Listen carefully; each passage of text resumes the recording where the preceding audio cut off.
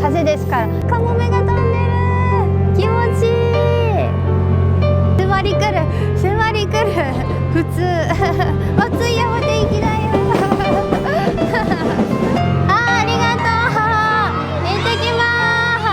ありがとう。ここまで開けられてがっつり見れるってすごくない？いいですね。綺麗。ちょうどね、この朝食の時間に。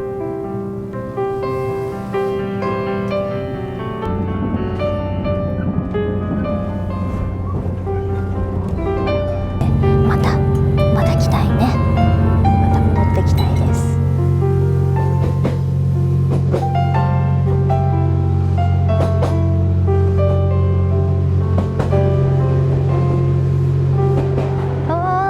一回出てきた一回ね、車庫から出てきて、おおすごいね。前さほら京都鉄博で展示されてたのね、見ました。その時もねこの動かしてるとこ見たけど、すごい駅のホームで見るのは初めて。どうもこんにちは、鈴川彩子です。本日私はこちら JR 下関駅の、ホームに来ております。トワイライトエクスプレス水風、今後ろに見えておりますが、こちらに、乗車して1泊2日の山陽コース上り瀬戸内の美をめでる旅、出発したいと思います。以前に、JR 東さんの、敷島トランスイート敷島にも乗車しましたが、もうすでにね抽選はね応募しておりました。水風も七つ星も。で今回満を持してこちら1泊2日コース、山陽コース上り当選したということでですね、念願かなって乗車したいと思います。1泊2日なんでね、本当にもう今日、車中泊車内でね、泊まって、もう明日の夕方には京都で解散ということにはなりますが、もうそれでもね十分、列車も楽しめ、観光もね楽しめると思うので、レポートをしていきたいと思います。今回はね、この上りコースで下関発ですので、ちょっとね特に水風ラウンジ的なものはないみたいですね。京都だとあるのかな。動きました動きました。これが今一回車庫から出てきて、入線するまでまだあと10分以上ありますね。お世話になります。お世話になります。9号車です。我々今回宿泊するのが、ロイヤルツイン、お部屋のねタイプになってて9号車ですね。9号車。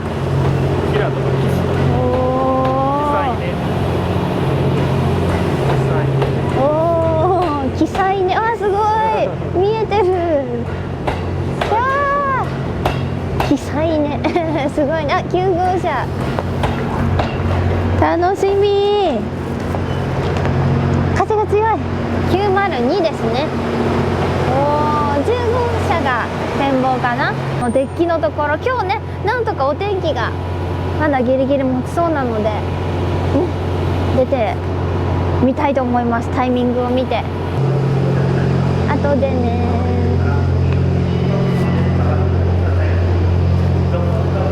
楽しみ。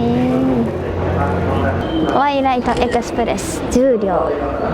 山陽経由大阪。本当だ。山陽経由大阪京都。あ、出てた出てた。このパターンいいね。水風の。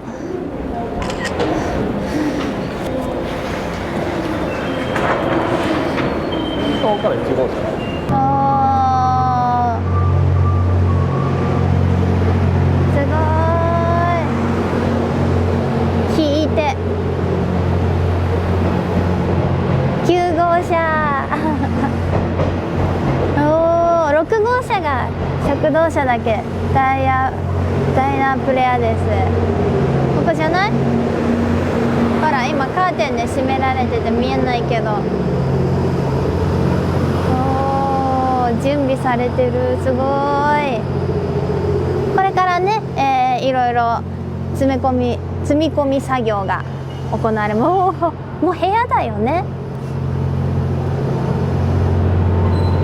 いいですね。すごい。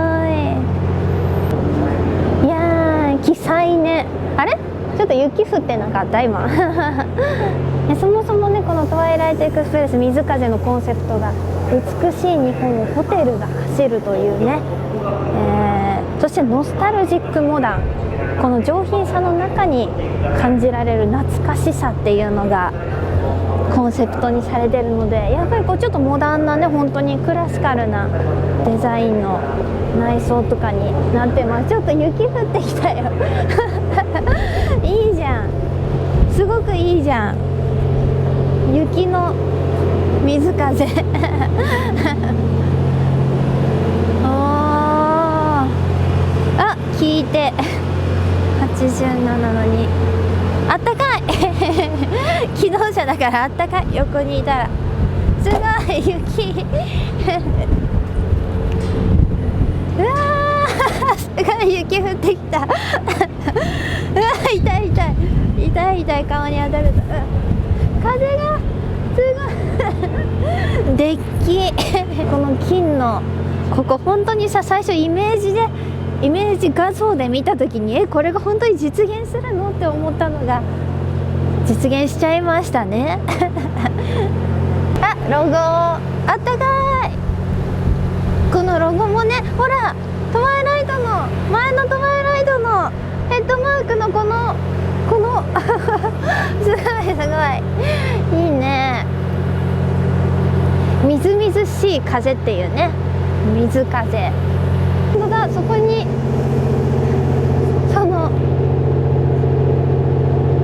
排気塔がある。金宮原ですね。定員8だよ、8嬉しい。金のねラインの感じで統一されてて、いやーすごい素敵。奇祭ね。下関、大阪、京都、山陽線経由ですね。山陰山陽、川中のありますね。いやー綺麗だね。グリーンなんだけど前のとはもうこの色だった。もうちょっとなんか暗かった気もするんだけどな、濃かった緑が。水風って書いてある。この下水風、キラ86の1、ラウンジ、なんかちょっとこれ水風ソファーみたいな、水風乗客用のソファーっぽいのがあるので座っちゃおういいですね十分、そう、ラウンジはないけど、まあ、十分ですよ。で一応ね、これまあ発車はまだまだ先なんですけど、この下関到着の列車に乗ってた人は今みたいに本部に入れるので、基本は9時30分ね、入線9時10分でしたけど、9時30分に改札のところで下関駅集合っていう感じになります。だから今日私は博多に泊まったんですけど、博多からね朝来て、だからちょっと早めにここに入れてます。下関、何の水道？昔の駅をイメージしたモニュメントです。水は出ません。いいですね。なんか後ろの水風と雰囲気がすごく合ってる。あ、岸食堂車、岸です。岸のレリーフもすごい立体でつけられてますよ。すごいね。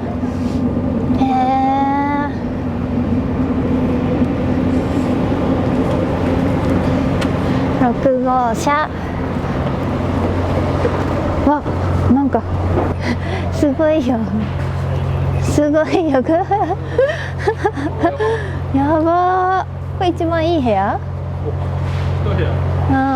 すごいよ。だってさ、見て、これ何号車？7号車？1車両丸ごと1部屋みたいな感じ。お風呂の湯船とかもあるんだよね。もうだって本当にさ、ホテルだよこれ。走るホテル、まさに。いい子のこっちにさ向かってさ、足がね向けられてるから、本当に寝ながらちょっとこう背もたれ寄っかかりながら外見れるじゃん。すごい。わあ見て、お風呂でやばいお風呂すごいいいな。今まだねここのお部屋の方がいらっしゃってない、まだねもちろん車内には入れませんし、今のうちに見とこう、この他のお部屋を見れないから。すごいぞ。ちょっと定員4なんてことあるこれだって、しかも普通のこのね車両ですよ。別に短いわけでもなく。やばー、いいなー。でこちら8号車、我々9号車ですから、お部屋のタイプはもうここら辺はあれ一緒かな。そうですね、ツインな感じ。よいしょ。9号車902の我々どこだろう。ここかな、真ん中、ここかな、ここじゃない。902だから。あ、荷物ある。荷物もう入れていただいて、なんかウェルカムスイーツがあるよ。楽しみだね、楽しみだね。ここさ、お風呂かな、シャワーかなね。えもちろんね敷島と一緒で年齢のね制限もございまして、ちょっとお子さんはね一緒に乗れないっていうのがあります。すごい、こんなお立ち台がこれだったんだ。さっきあそこに置いてあったのはこの入る時の台だったんだ。あったかい、広いしあったかい。わー、すごいすごい。後ろになる方が出れるんだっけ。そうそうね、そうだよね。さあ今ね見てきます。1号車と10号車それぞれねこのデッキがついてますが、夜間はもちろん無理だし、悪天候も無理だし、ね、出れませんけど、あと後ろになった方が出れる。前は出れないようになってます。進行方向にね向かって。先頭になった方は出れませんが、後ろになった方は出れますので、後でねちょっとタイミング見て出たいね。今そのデッキっていうのはまだ出れないですかね。あ、大丈夫ですか。ありがとうございます。さっきちょっと出てもいいですか。お願いします。すごい、今もうね乗車できました。でなんともういきなりデッキ出れるとのことで、わあちょっと靴でいいよね、靴でいいよね。すごい広い。なんかこういうちょっと腰掛け的なのもあるんだ。おー、高い。オープン、自動ドアです。自動ドアです。おー、出ます。あ、すごい。おー、ここ台がちゃんとあって、ここに水風って書いてある。すごい。うわー、こんな感じなんだ。手すりもねもちろんありますけど、すごいすごい。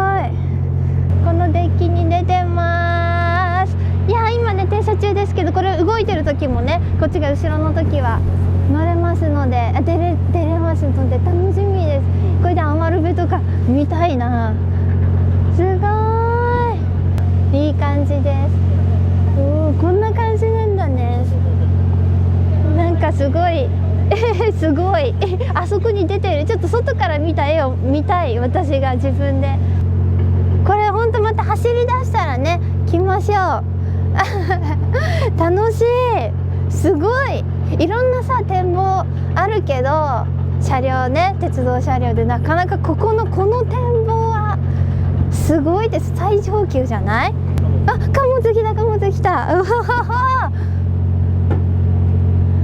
すごい、水風のデッキからあ、すごい横通るよ、すぐ横通るよ。うわー、お疲れ様です。頑張って。すごいこの感じ。なんかちょっと怖いぐらい近いんだけど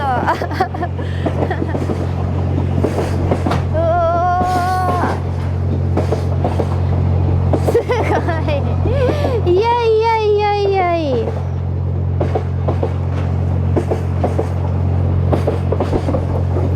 さあ、いってらっしゃい。よいしょ。はあ。ここのちょい腰か、運転席の目線で見えるんだ。こここの高さからだと外に出なくても、まあ、ここからちょっとね全面後面展望が見えるって感じですね。ミニテーブルがさついてさ、鏡もある。車内はねアールデコ様式って言って、このなんていうの、コンパスで描いたみたいな特徴的な丸い線が、わー、よかった、ガラスがあった。すごい綺麗すぎるガラスがあった。本当にこのね沿線の地域、西日本の伝統工芸品だとかそういうものがねこうふんだんに展示とか使用されていて、あ、ほらほら、ここら辺のこの感じも結構このアールデコ様式ですよ。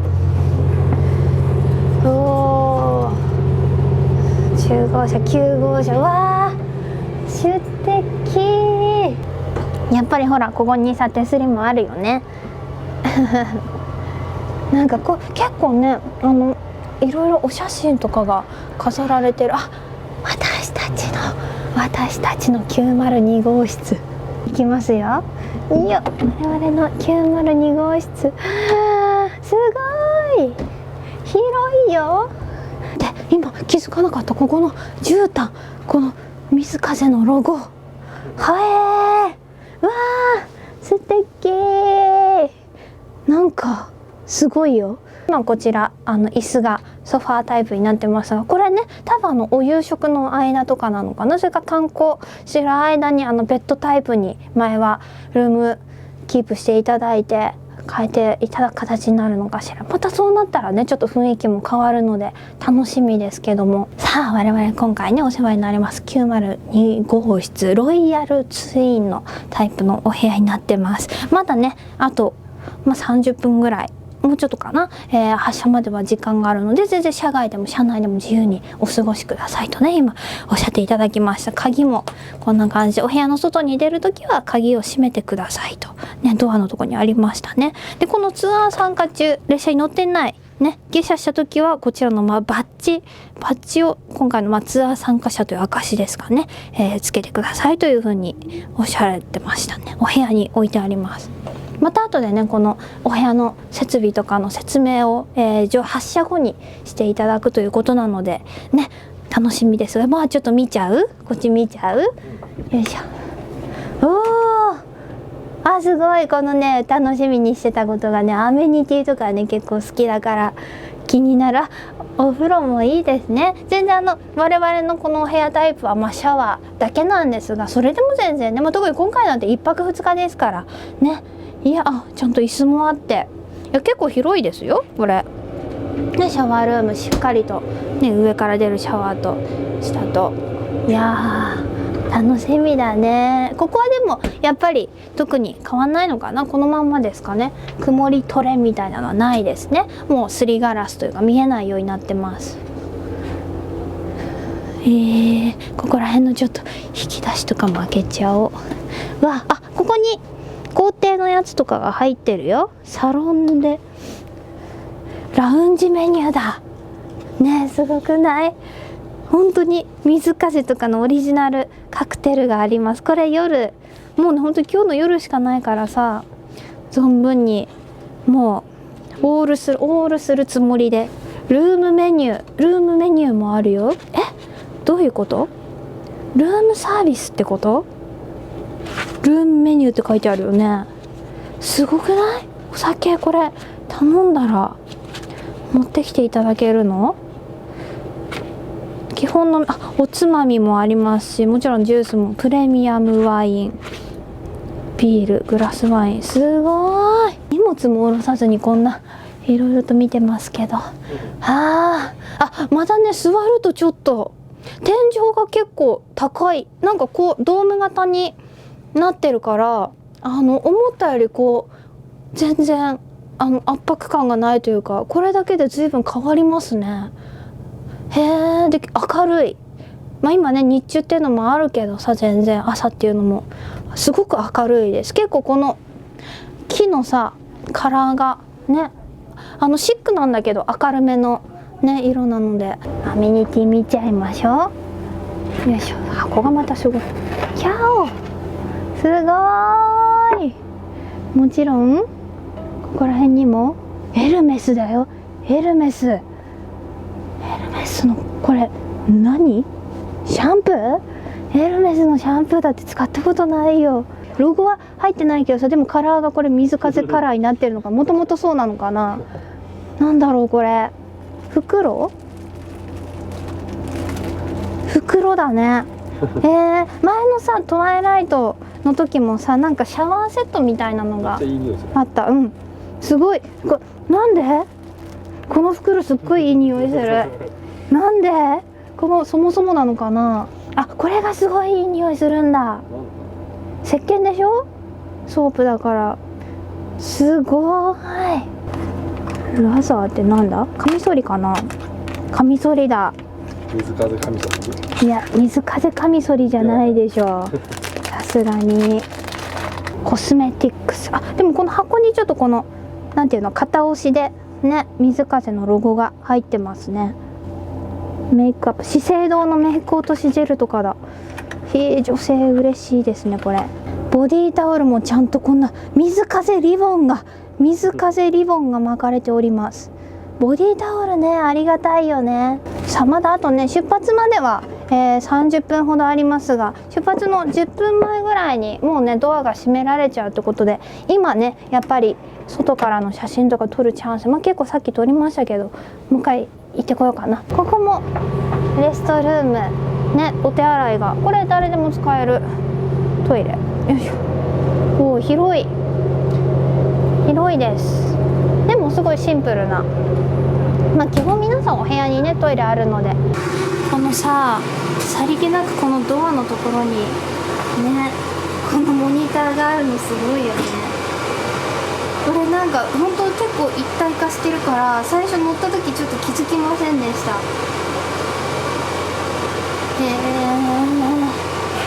け込んでる。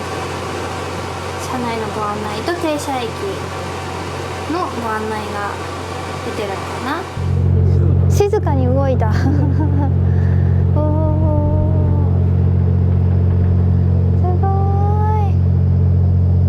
すごいうん、そうだね。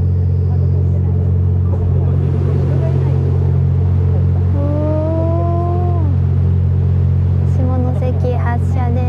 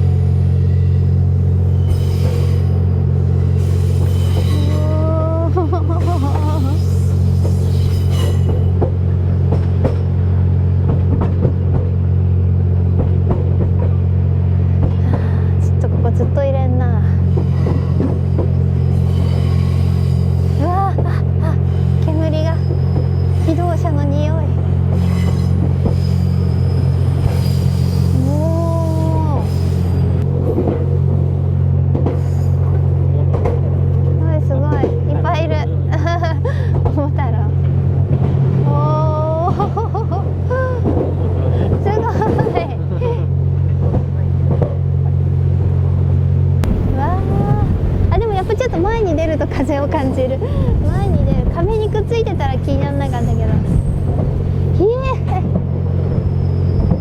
ちょっと貸し切りになっちゃったいややっぱりね乗車されてる他のお客様もご夫婦でね、基本は2人からなのかな、ご夫婦で乗られ、結婚記念日って方がさっき話しかけてくださって、以前にもね乗られて周遊ですごい良くてリピートでもう一度っていうことで今回ねご一緒させていただきますが、すごいこれはやっぱり他のクルーズトレインね、今西と東と、九州でそれぞれ四季島、七つ星、この水風ありますけど、こういう感じの外にがっつり出れるデッキがあるのはこのトワイライトエクスプレス水風だけですから、これはすごい。わあ、総合車両。買いたい。ちょっとなんかすごいもう寂しい。113系がもうバラバラに。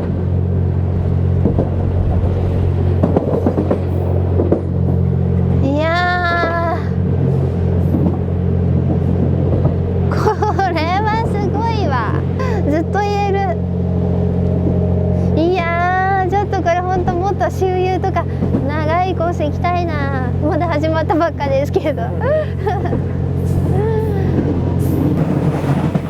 あここ山陰と山陽の分岐、山陰と山陽の分岐ですね。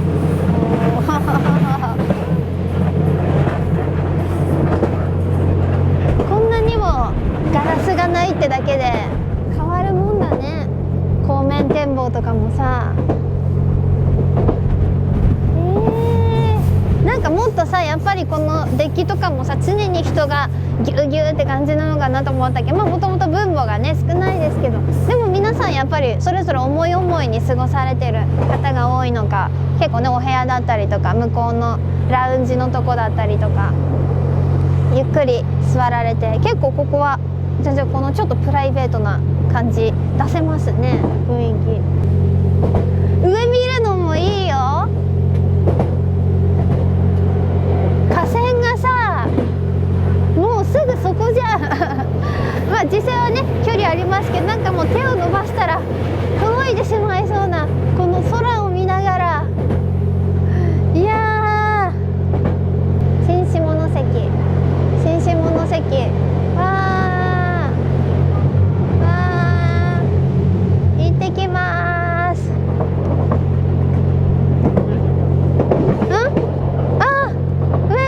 上が新幹線が今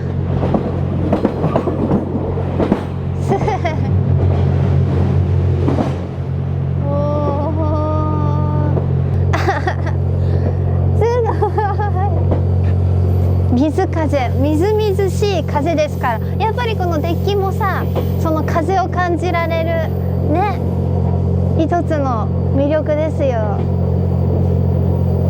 いやー、ちょっとダメ、ずっといちゃうここ。説明とかあるのかな。あ、そうだよ。なんかあんまりねうろうろしててもさ、クルーの方に申し訳ないから戻ろうかね。お部屋の説明、踏切。じゃあちょっとお部屋に戻ります。あまりね開けすぎても申し訳ない。あ、でも今ここちょっとここも座りたい。よし、あったかい、あったかい、やっぱりあったかかった。はい、おー、いいですね。いいね、運転台が見える。運転台が今まあこちらね後ろですけど、いいね。この高さの目線っていうのもやっぱり見れるの嬉しいね。もちろんデッキに出てね外っていうのもいいけどさ、でここね旅、あ、トンネルの中、トンネルも出とけるの？トンネルも出とけるんだよね。まだ出ないかな外に。ちょっと待って、やばい、ちょっとこれ大丈夫？人間のなんかちょっと怖いよ。ちょっと怖い。壁に張り付いとこうってすごい。あ、出た。おー、すごい、トンネルの中も出れるんだ。うわー、やっぱりディーゼルの匂いがすごい。うわー、今回さ我々9号車だからさ、今このデッキ近くてラッキーすぐお隣だから。あ、ごめんなさい、長々と。さあ今ね、車内のこのお部屋の説明をしていただきまして、いろいろね、もうお食事の時間1日目2日目のやつもいただいて、なんかあれですね、やっぱり第1グループ第2グループみたいな感じで時差でね、先にねまず水風茶会っていうのがこの後、1時間後ですね、5号車のサロンであるみたいです。お茶会、さっきの着物姿のクルーの方かないらっしゃったので楽しみです。その後ご昼食ですね、ダイナープレアです。なんかすごい本当にお部屋が明るくてさ素敵なんだけど、さっきねここすごいの教えていただきまして、今ねちょっとドア、まあこちらが出入りに使用したこのね通常の、よいしょ、あ、今鍵かけちゃったドアなんですが、よいしょ、プラスで、いやプラスでなんとドアが開けられちゃいます。すごい、もうほぼさ、そこの横の窓と同じぐらいのこのサイズ感だから、ここよ、この椅子に座ってさ、もうほらどっちも見れちゃう。やっぱりさ、この個室ってさ片側しか見れないっていうのが基本ね、ドア閉めちゃうとあれなんですけど、ここまで開けられてがっつり見れるってすごくない？で2日目、明日の、ランチご昼食は、皆さんのお部屋で、いただけるということで、もうね廊下を通るのはクルーの方しかいらっしゃらなくなるので、その時はみんなねドアを開けて、このワイドにね開けて召し上がるみたいです。それも楽しみです。すごいね。だからこの幅だったんだ。このさお部屋のところだけさ、この水風のさロゴのさカーペットなんだよね。それ以外のこの通路のところはまた違うデザインなんだけど、そう、さっきなんでここちょっとドアのサイズよりほら大きいのかなって。でさ、ここすごいんですよ皆さん。この窓ご注意ください、ありますけど、開けられちゃうの、これすごくない？あるんでしょうけど、密閉型の車両ばかりの中でこう窓を開放できる、しかも個室で素晴らしいですね。まあサイズはねここまでしか開かないようになってますけど、安全上それでも窓が開けられるっていうのはなかなかちょっとびっくり。まだねお茶会まで1時間ありますから、ちょっとこの方のね探検に行きたいと思います。さっきね実はちょっと見てきたんだけど、よいしょ行きましょう。これ素敵じゃない？このさデザイン、いろんなねイラストがあるんだよ。よいしょ、このやっぱりどうしても揺れるから、お願いします。失礼します。今でもあれかな、お茶会の準備されてるかな、お邪魔になっちゃうかしら。とりあえず向こうの1号車の方まで行ってみましょう。ここがほらここが特別な1号車に、この7号車1両に1部屋。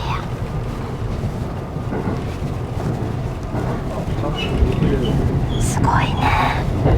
そう、この横がさちゃんとさ通り抜けできるのがいいよね。羨ましい。さあ6号車がダイナープレアですね。一応通り抜けるだけだけどゴール。いやー素敵。ちょっとちょろっと見たけど、見てこの横にも小窓があって、本当にねもう一から調理されてるの。さっきね魚の小骨取ってるの見たの。すごくない？本当に食材をさ、ある程度やっぱりもっと私なんなら加工されてるものとかお弁当をね載せるのかなって思ってた。で今ね横から見てましたけど、こっちからも提供のねされるカウンターにはなりますが、すごいね。4名のシェフの方が、すいません、ちょっと通り抜けしちゃいましょうか。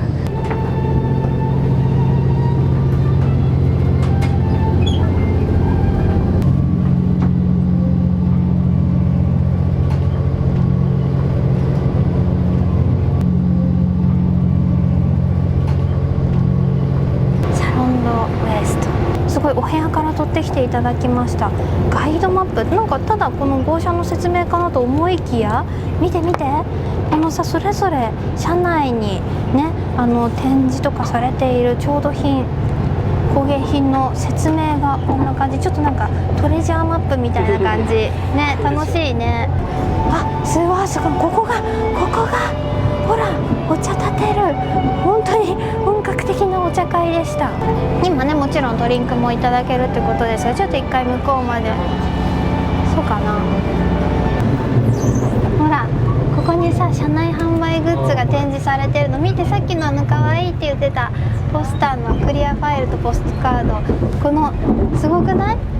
ネクタイとかさ知ってる人しかわからない、このさりげないデザイン、高級、あと熊野筆ね、やっぱりこの辺で吉野熊野筆有名な、そっちこれで、ほらこれがさ我々のお部屋にもありました、この切子ガラス、これオリジナルのねやつで、それぞれグリーンとブルー、我々のお部屋グリーンが置いてありましたね。やっぱりこう旅の中でさ使ってたものってお家でね使いたくなるから。見て、あとこれすごいよ、水風オリジナル N ゲージ鉄道模型のディスプレイジオラマ水風、お値段まあ15万、まあでもそうするでしょう、そりゃ数える。あとこちらがねすごいんだって、真鍮だってよ、しかも HO、 もうほんと職人さんが手作りでね作られてて、まあこちらもねお値段しますけど、いやーここら辺ももちろん車内でしか買えないねオリジナルグッズ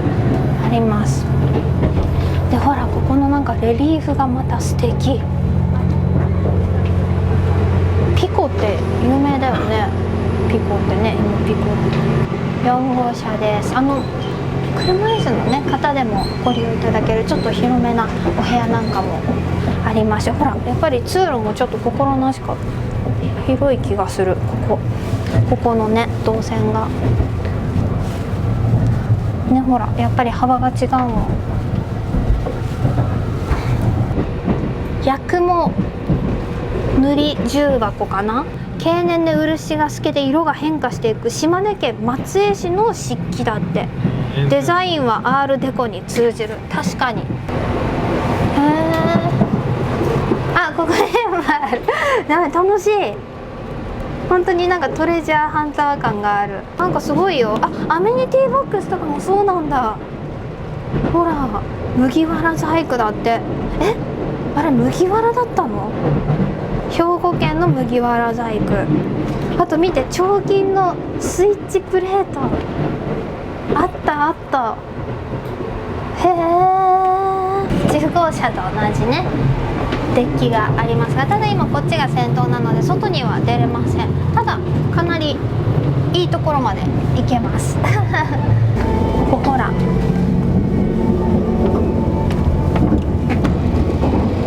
こまでは出れんのよ。もうほぼ一緒だよね風が当たらないだけですごくない？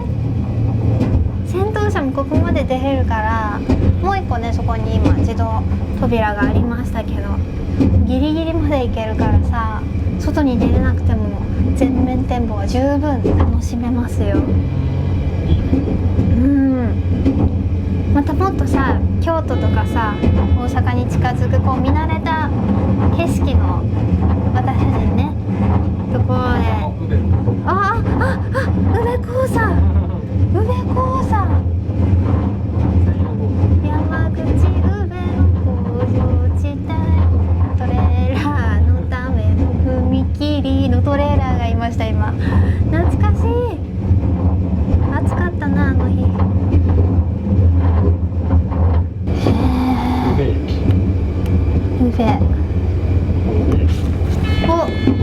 宇部配線がいい。おーすごいね、配線がすごいね。宇部こんなに見れるのすごいよ65かな、一泊泊2日だとやっぱりこうどうしてもさ観光はね必ずこうもう工程に組み込まれて、その間にやっぱこうキーピングだったりとかしていただくので、絶対外には出ないといけない時間っていうのがありますから、そうなるとね実質この車両をさいろいろ見て回れるっていうのもね、1泊2日だと特に時間は限られてるので。でも夜後面の方のデッキは夜11時まで出れるみたいです。天候が良ければ朝は5時から、出れるっていうことなので、まああれですね、日の出というか朝ね見たいね。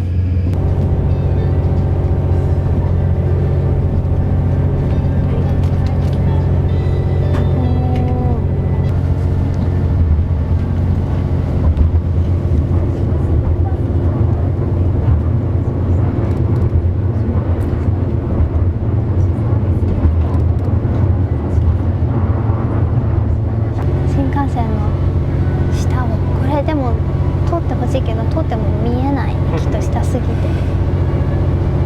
本当にすぐ横の下って感じここボタンがあります。わあリクライニングいいね。ちょっとこうだらっと見れる感じ。はあやっとねお部屋にね戻ってきます。ダメだ、もういろいろ見たくなっちゃう。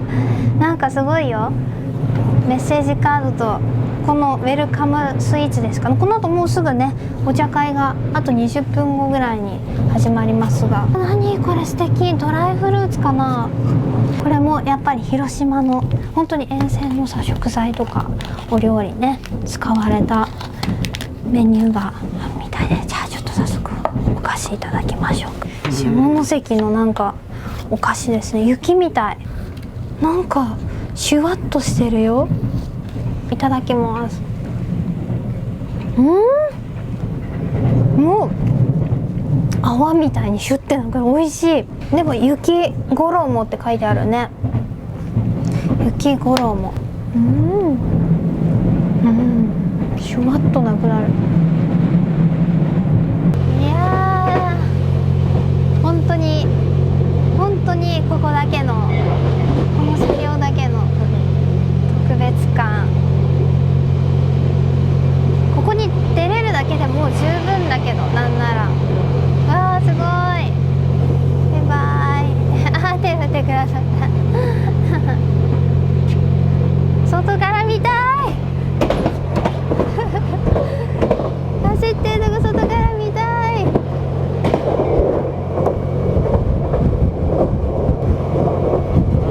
ね、寒くない本当に。特にこの壁側にくっついちゃったら全然風も気にならない。だってあったんだなっていうのがうわ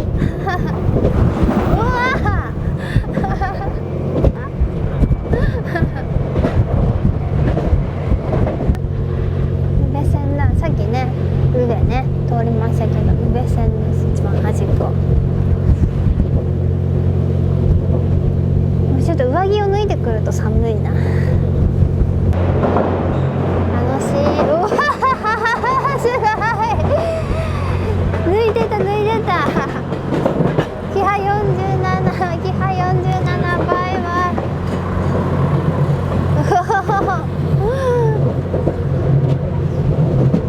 お新山口通過。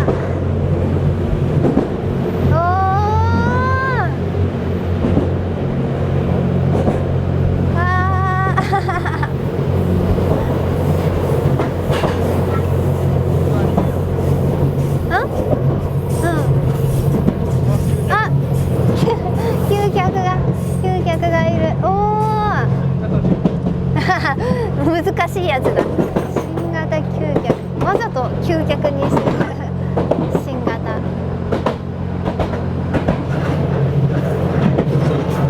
うわー、行ってきます。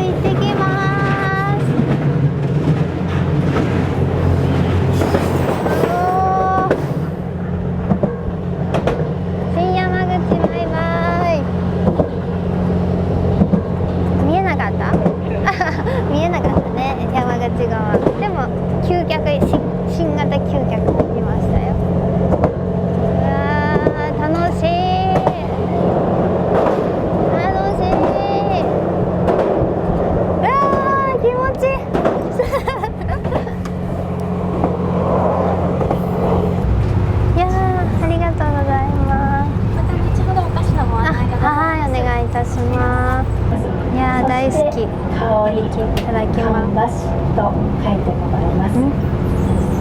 結局谷間に右に2回。こちらは兵庫県尼崎市琴浦川和田登山さんに制作していただきました水風高い美味しい。理由としては随園の随は水風のみずみずしいという文字に本当グリーンだね。深いグリーン、本当に水風のお色で、ここが蓋になっててね、ロゴとで、このラインがまさにデッキの1号車と10号車のデッキの金のラインが、ほら素敵、すごい。東横イン見るとなんか落ち着く徳山で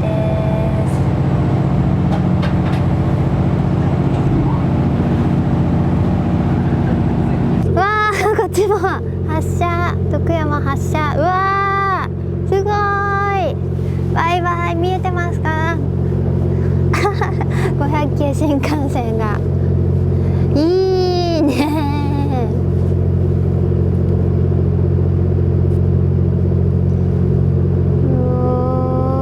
すっごい静かなのね、走り出しとかすごいわ。わわわわわわわわわわわわホームもだってあの先行けないようになってたもん幼稚はあるけど、行ってきまーす。あ行ってきま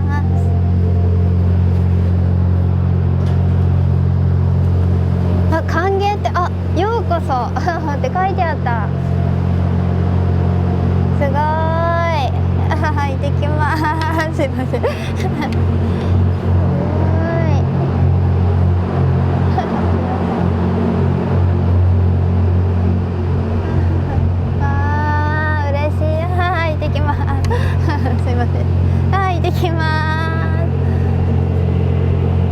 申し訳ないな、撮りたかった人に。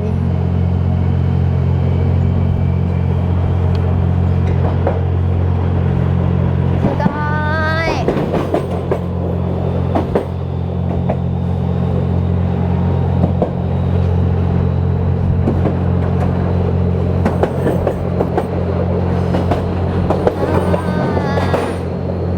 この車両でいろんなとこ行ってほしいいろんな景色を見たい。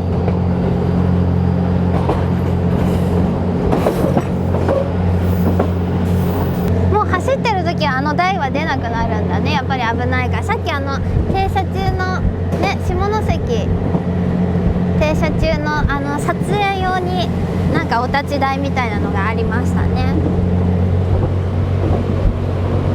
ちなみに今回ですね、もちろんトワイライトエクスプレス水風、人数もそうですし年齢制限も、あるということで、ちょっとね、日立と常盤はお家でね、おじいちゃんおばあちゃんと一緒にお留守番してもらってますが、またさ、やっぱり子供たちが乗れる年齢になった時にね、乗れたら嬉しいよね、一緒に。もうね、昼食のお時間になったので、6号車のダイヤプレアデスに行きたいと思います。水風のロゴがちゃんとシャンパングラスにも入ってます。わあ、もう十分端から端まで、すごい美味しそう。いやー、美味しそう、すごいよ。乾杯。楽しみましょう。いただきます。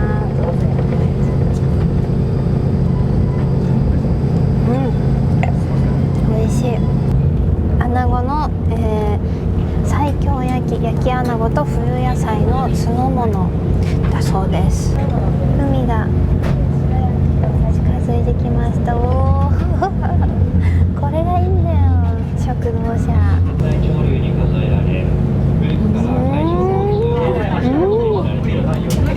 こんなつるっとしてるの美味しい。はい、もうすっごいグツグツしてる。すごいグツグツしてる。すごいアサリのスープだって。いやー、美味しそう。これもでも穴子入ってるよね。これなんかお出汁の香りがすごいいい匂い。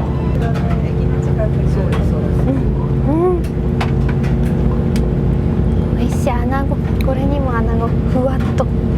またさっきの白焼きと全然味がなんかこうスープになると美味しい。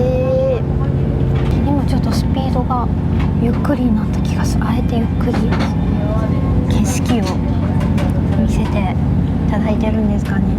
すごい素敵。海が綺麗。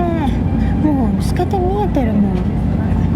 うわ、なんか今ちょうど光もさしてて素敵よ。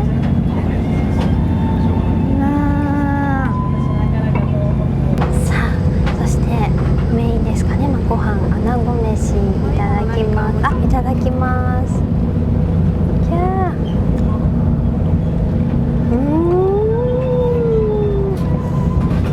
美味しい。味付けがまたこの甘めのねタレは、でもやっぱりこの焼いた香ばしさが感じられて美味しいです。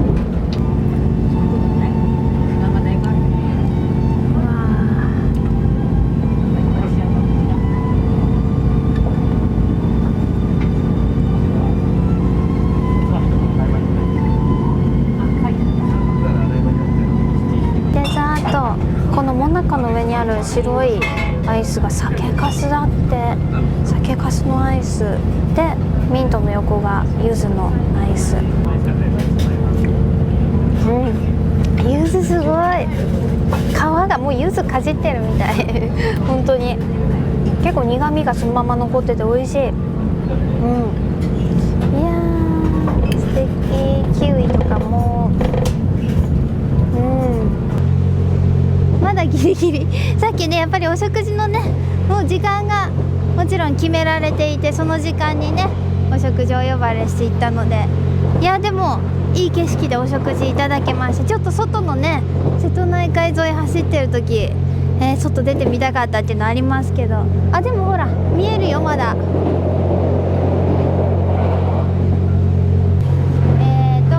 13時55分宮島口到着です。バス&フェリーでもうあと10分ぐらい。おお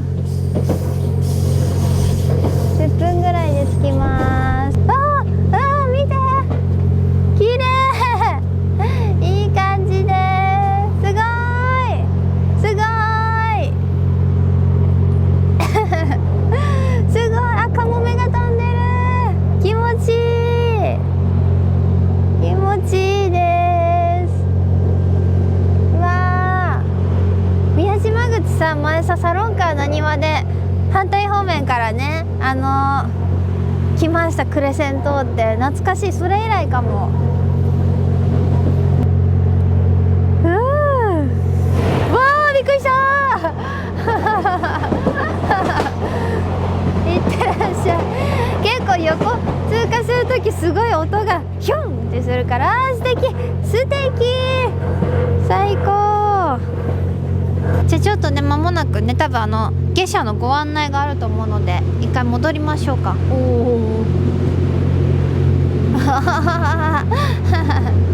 すいませんお願いいたします。お願いいたします。すごいありがとうございます。すいません。宮島口到着して今ね下車しました。トワイライト専用出口お願いします。すごい。トワイライト水かせます。水がようこそ世界遺産宮島へありますバス、専用バスでございます。こちらもすごいバスですよ。すごい。よし失礼します。下の絨毯がもうこれ車内にもありましたね。この絨毯ね。お願いいたします。贅沢です。この距離だけをバスでっていうのもずっとね準備もしていただいて、ご案内をさせて、もう本当にほどなくで到着になるんですけれどももう見えてる見えてるこの距離、この距離よまずは皆様この後フェリーにご乗船いただきます上野さんのお店がございます。こちらに先ほどいただきました。フェリーの中ではご自由にお過ごしいただきたいと思いますので、今後のご案内をバスにてご説明させていただきます。お手伝いさせていただきたいと思います。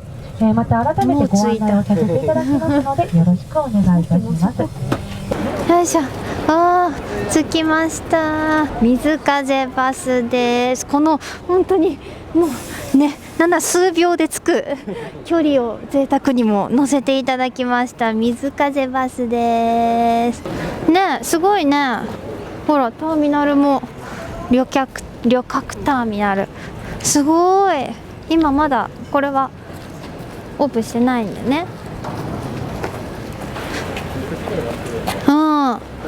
すごい綺麗、すごい綺麗。さっきのね宮島口駅の駅舎もそうでしたけど、ターミナルもまた随分と生まれ変わりますね。と今回今ね目の前に見てる JR さんのフェリーに乗ります。水風、乗客24名のみの貸し切りとなっているらしいです。すごい。もちろんクルーの方もね乗られますが、すごい。もう離岸してる。早い。あっちゅう間。フェリーにね乗ってるのも10分ぐらいだからあっという間ですね。あっちの街並みもいい感じだし今ねちょうど今補修工事をされてるというかカバーがかかってます。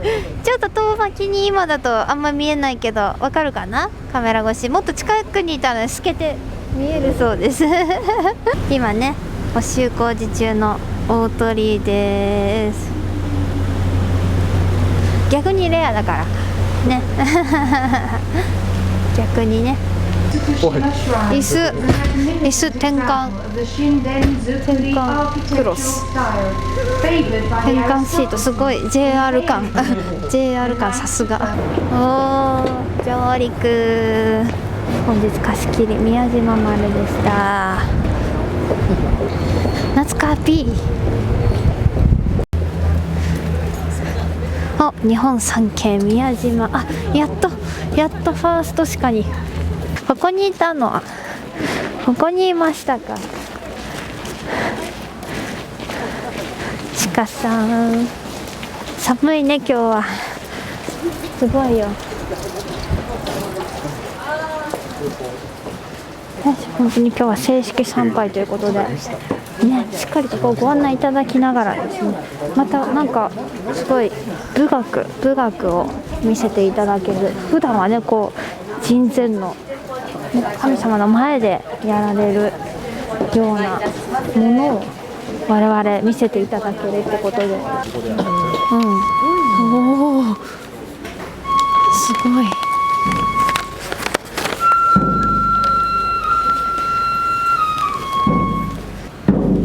すごい。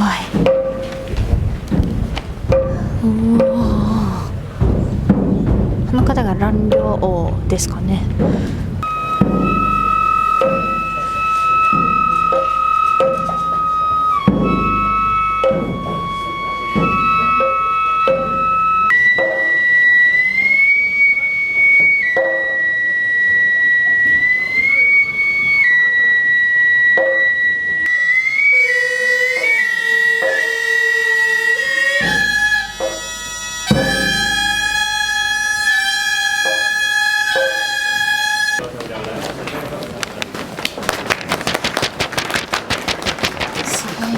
蘭陵王、すごいおめでたい時に演奏される、ね、武楽ということですごいですね。あまりにもこう美しすぎてお面をつけてたらしいです。普段は通れないところですね、特別にね。そうだね、そうだよね。だってお水のさ、あとさっきもねおっしゃってましたけど、ここはお水が全然来るので、だからわざとここでも埋まってるね。隙間が空いてて水はけが良くなってる。普通におる。こんにちは。こんにちは。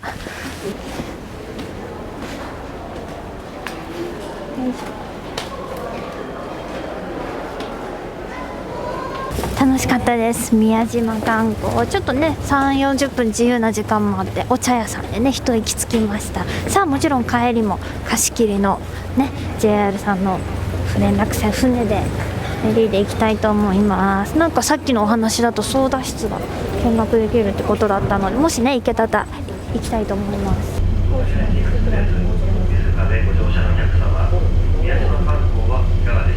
楽しかったです。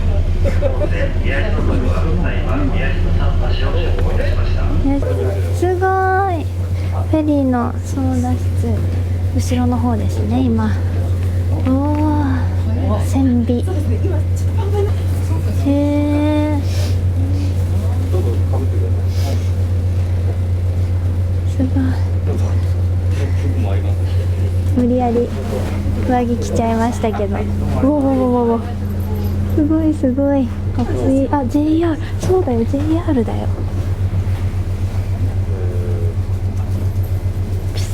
綺麗。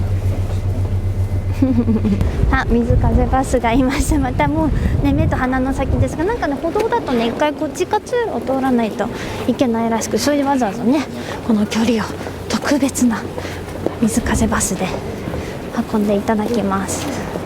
駅と同じ。よいしょ。前から3番目だったかな。よいしょ。1、2、3、ここかな。はい、それではお疲れ様でございました。これより駅に向かわせていただきまして、宮島口駅到着いたしましたら、改札の外で解散をさせていただきます。明日のね、尾道観光もこちらのバスをね使用されるということで、また明日もね乗れますから楽しみですね。さすがにこの距離だけのためじゃちょっともったいなさすぎるから。よいしょ。じゃあ、ありがとうございます。お願いいたします。お願いいたします。ありがとうございます。ありがとう。はい、すいません。上ギリギリ見えないな。あ、でもここから見えるんじゃ。あ、見える見える見えるよ、ほら。前でもさ、京都鉄泊に展示された時もこの上階段で横で見れるようになってたよね。でも前はさ、このフルじゃないから見れたの。よいしょ。楽しかったです。特別な体験できました。宮島口、ありがとう。発車しました。ありがとうございます。さよなら。行ってまいります。ありがとう。行ってまいります。行ってまいる。なんか面白い、中から旗振るってありがとうございます。行ってまいります。ありがとうございます。ありがとうございます。風が強い。ありがとうございます。楽しかったです。ありがとうございます。ありがとうございます。ありがとうございます。ありがとうございます。ありがとうございます。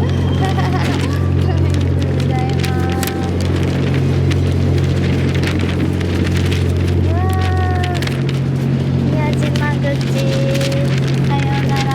ありがとう、ありがとうございます。ありがとうございます。ありがとうございます。ありがとうございます。あー、バイバイ。ありがとうございます。バイバイ。行ってまいります。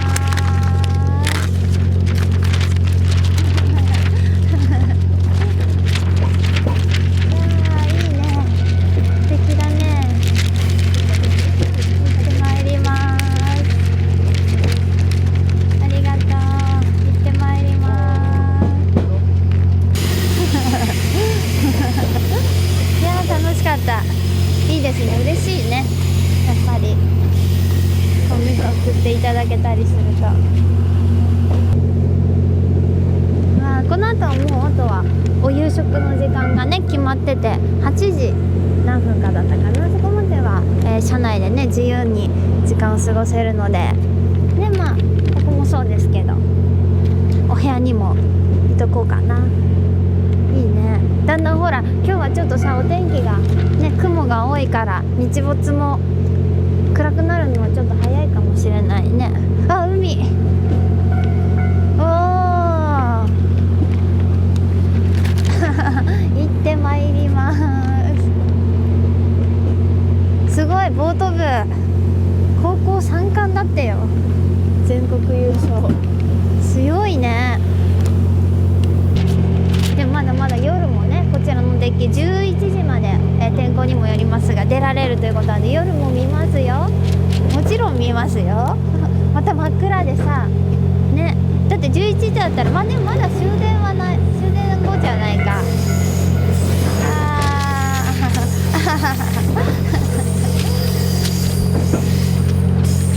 いいね、夜の駅をこう通過していく感じ。景色もね、ガラスよりはまだこのデッキで見た方がよく見えるだろうから。さよなら。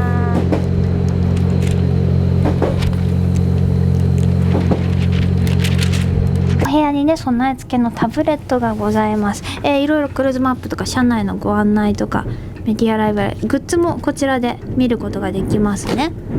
でこっち展望車ライブビュー。おお、まさに今全面展望、全面展望ですね。1号車カメラ、10号車も見れるの？後ろもいいね。暗くなっちゃったらね、ちょっともうね、わけわかんなくなっちゃうんで、明るいうちに見れてよかった。すごーい。このライブビューでも全然いいですね。デッキのところもね、ギリギリのガラスまでは行けますけど、お手軽、お部屋で見れるから。 Wi-Fi もねついてていいですね。結構なんかこう本当に新しさもちゃんと、設備的には最新の、でもこうノスタルジックモダンなデザインっていうね、素敵。ロデン来るかな。いた、グリーンムーバー、嬉しい見れた。グリーンですね。うちもグリーンで、岩国とかのところをこう行ったり来たりするんです。時間調整もありますが、で一回今西広島で折り返すので、進行方向がこっちがね、今度先頭になって、このね10号車のデッキには出れなくなっちゃいます。で今度また逆に1号車の方に出れるようになるんだね。すごい普通の駅の感じ。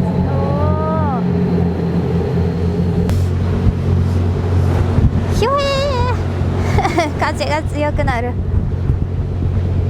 いやでもやっぱここは本当に感動だもんこのデッキ出ちゃうよね、デッキあったら。あ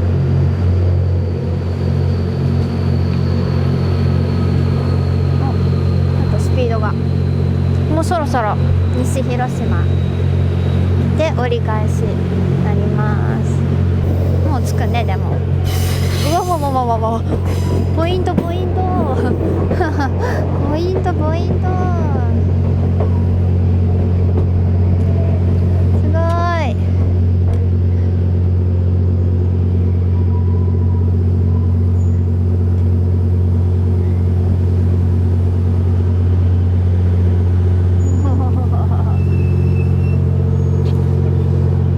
本当だ、はみ出てるホームから進行方向変わりまして、10号車が先頭ですね。我々だから9号車なのでね、2両目におりますが、いや西広島を出発しました。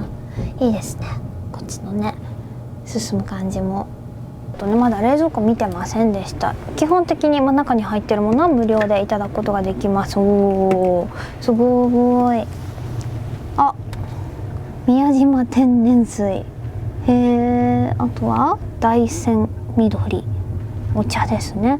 同じのが日本です。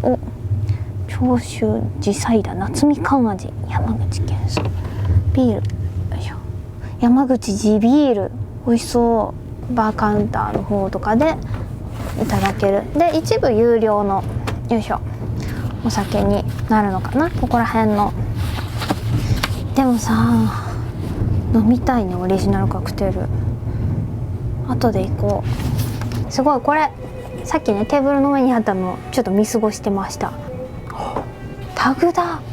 どっかこのきっと沿線のこういうメーカーさんもあれですね、作られたやつかな。創業文政7年。兵庫県の豊岡市にあるお店の。すごいね。ちゃんとほらこれプライバシー保護で。おー、こんな感じです。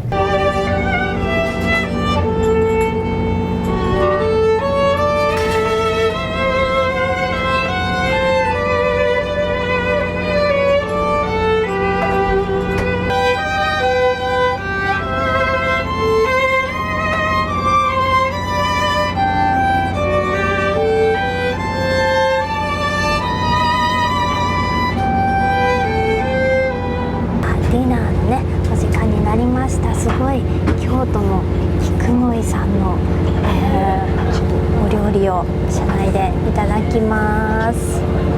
8寸すごいですね。ドレスコードございまして、ちょっといつものねあれにはなりますが、おめかしをして手まり寿司いただきます。かわいい、美味しそう。いただきます。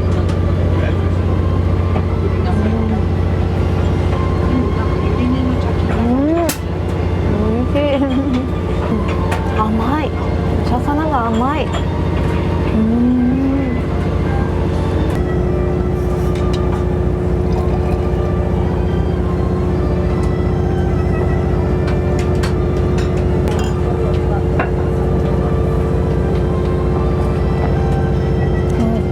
結構シャッキリとした美味しい島根のスパークリング。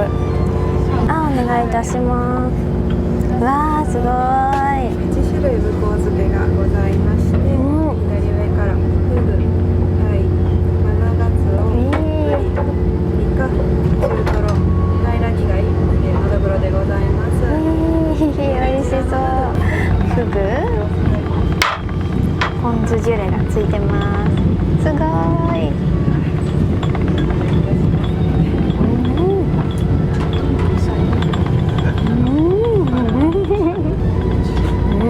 美味しいです。間違いない。どうしよう。もうなんか目移りする。のどぐろ結構好きなので、結構ね脂身が強いよね。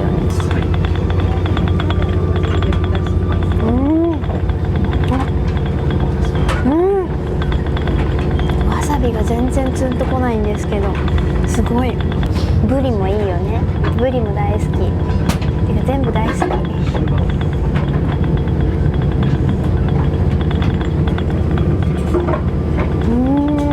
なんかベタっとしてる感じじゃないの。すごいわ。わー、美味しそう。お味付け醤油のマリネ鍋でございます。上から少しピンクペッパーで。お肉素敵すぎ。下がなんかお芋、エビ芋とじゃがいもだって不思議。じゃあ美味しそう。いただきます。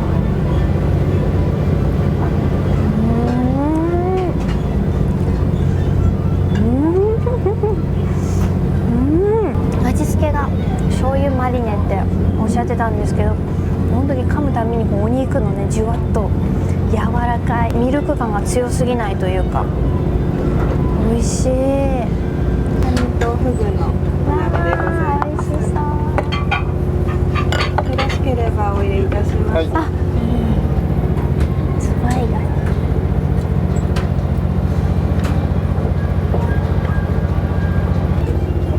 ハマグリが変化を。すごいよ。もう透き通ってるもん。いただきます。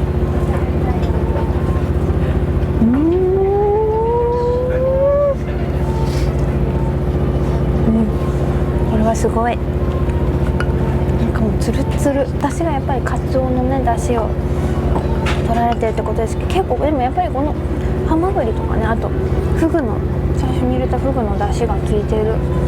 これちょっと美味しすぎますよ。これで日本酒とか入れて飲みたい。ここにもっとしちゃったけど、いただきます。もうこのまんま。美味しいです。美味しい。しかもちょうど動き出した。美味しい。すごいわ。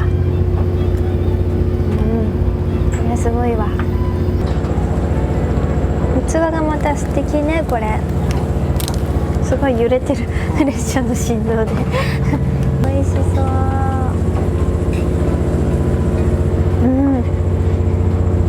美味しい。白ワインジュレすごい。結構本当にでもアルコールのいわゆるクラッとくる感じが全然なくて、柚子ソルベがまた美味しいね。お食事終わってお部屋に帰ってきます。多分このタイミングでベッドに変わってると思いますが、変わってました。すごーいすごーいお写真撮ろうさっきのあそこがテーブルだったところだ。へえ、変わるもんですね。ここ結構もうこのドアのギリギリのところまで本当にドアのとこぴったりって感じですね。で、窓の高さ見てください。このなんかあとブラインドみたいなのが下ろされてる。おー、すぐ隣今まさに通過列車がいたけどちょうどじゃない？高さすごいね。これがあったんだ。確かにちょっとカーテンだけじゃ心もとないって感じですかね。すごいなんか明日のご予定とご朝食のね券をもうねテーブル番号なんかも全部毎回決まっていて、うわー素敵。寝る前のチョコレート素敵。黒七味だって。パティシエス小山さんのだよね。明日もまたちょっとお茶会じゃないですけどアフタヌーンティー的なねのが確か予定されてて、その時もパティシエス小山さんの、いやーとにかくもうディナーが本当に美味しくて大満足でございました。素晴らしいですね。結構やっぱり今回の、1泊2日では、今日のねお昼もそうですけど和食、特にねこの地元のね沿線の先ほどのお夕食は京都の料理屋さんでしたけども、いやー美味しいですね。結構量がちょっとずついろんなものを味わえるのでお腹がいっぱいだけど大満足でございます。次は尾道。明日の話ね。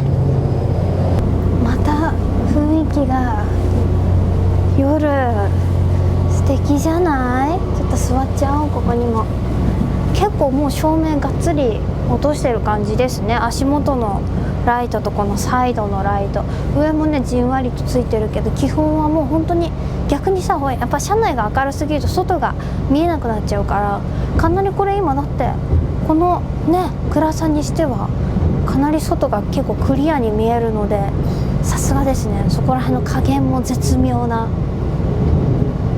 ライトニングで、間もなくねもう23時にいくら後ろでももう出れなくなっちゃうので、デッキにはちょっと寒いかもしれませんが、ちょっとせっかくなので夜をねもう今しかないからさ、今回の旅では出てみましょう。よいしょ。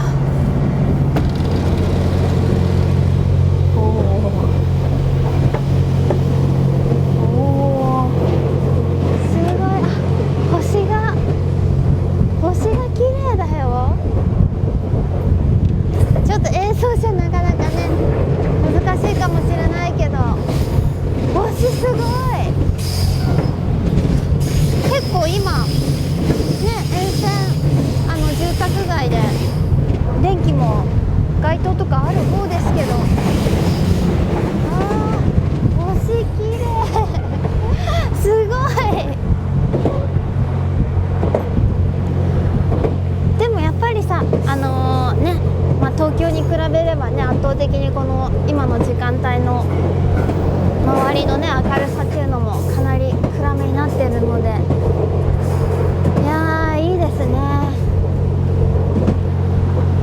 気持ちいいぐらいちょっとこの寒さが。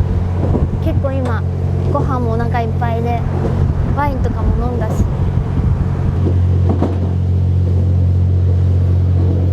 いやーいいわ。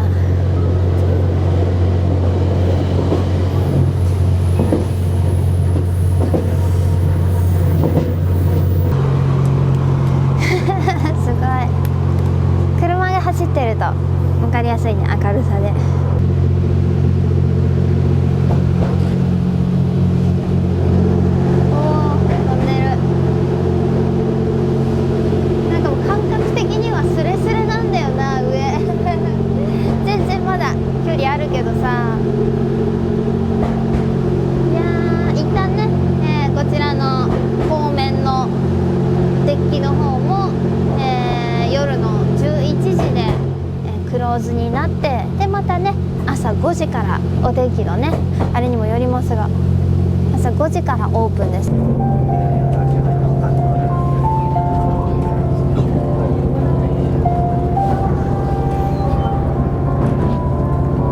オリジナルカクテルがいろいろあります。ノンアルコールもねあるんですかね。ノンアルコールもありますね。水風、私水風にしよう。パパは琴の香り。広島です。ギリギリ出れたね。今22時52分だからギリギリ外出れましたね。10号車にいたらでさ、ほら広島出てからズムスタが見れるから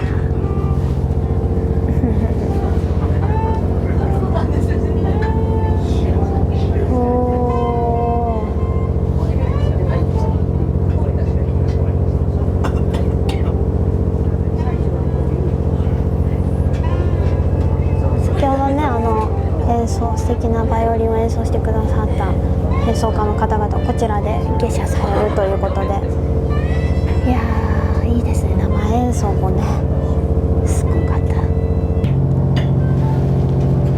新しい踏切、もうあれも結構前だね。2017年とかだから。ありがとうございます。乗務員の方が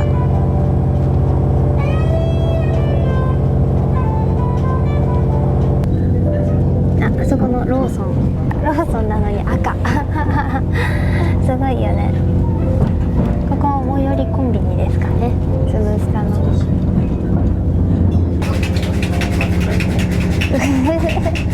真っ暗だけど、あでもほらわかるよわかりますよ。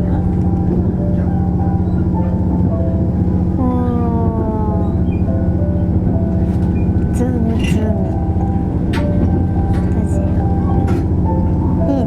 鉄道も楽しめる、野球も楽しめる。新幹線見えるからね、スタジアムから。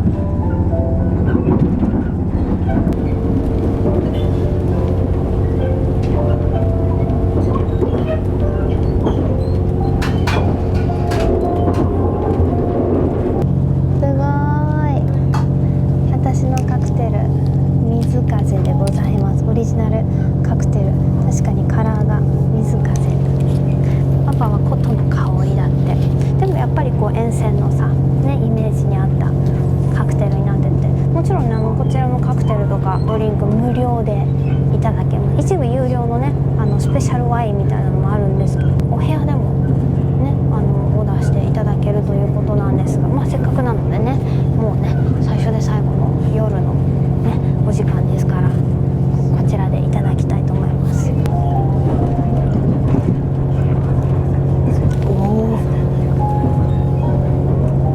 美味しい。やっぱり結構柑橘な、美味しい。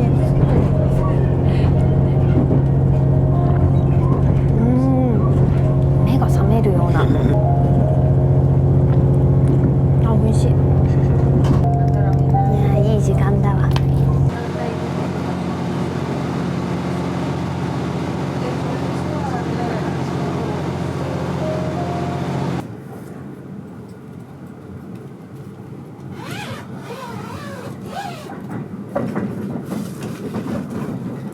ちょっとねやっとこさスリッパを開けてみたいと思います。そうそう、私今パジャマを着ています。ここにロゴが入ってま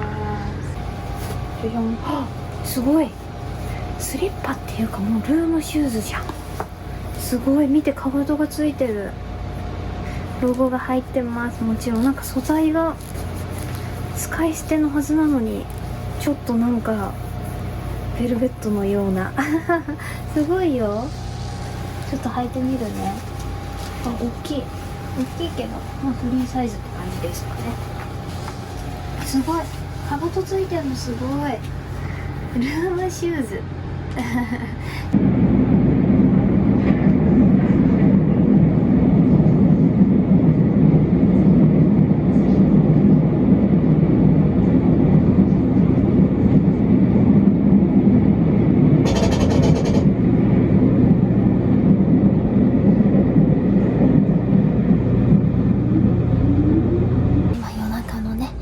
時45分になろうかとしていますが、シャワーねすごく良かったです。水圧とか温度とか申し分なしで、お水もね全然大人2人も十分すぎるぐらいゆっくり入っても全然大丈夫でした。特に制限時間とかなんか目安のメーターみたいなのもなくて、だから結構豊富にお水は積まれてるんですかね、タンクで。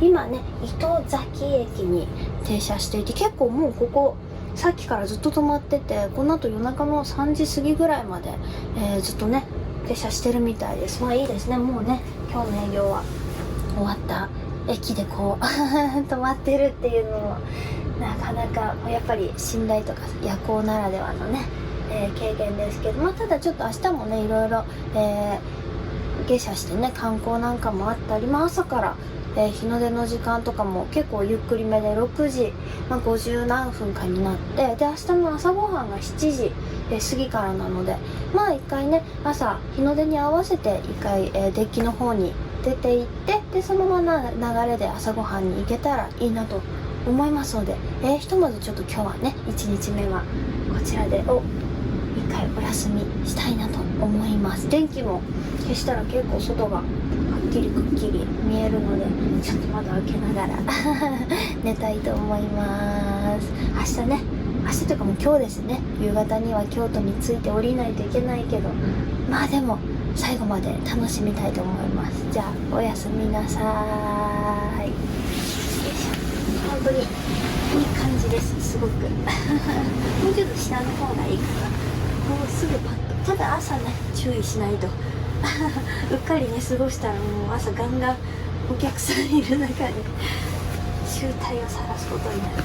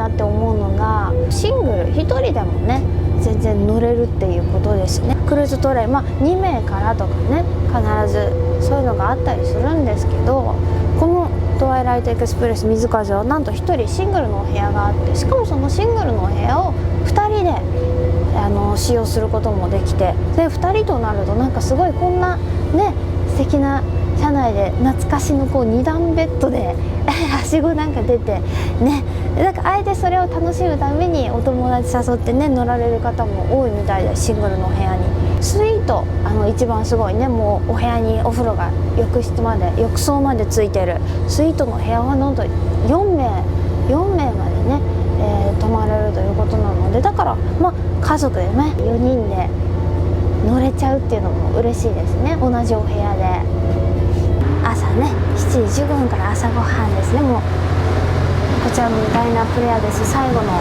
利用になります。なんかすごい作ってる。列車は海岸に沿って走ります。すごい綺麗。こちらに見えますレッドを立っている島は大久野島です。大久野島はかつて毒ガス工場があったことから地図から消された島でした。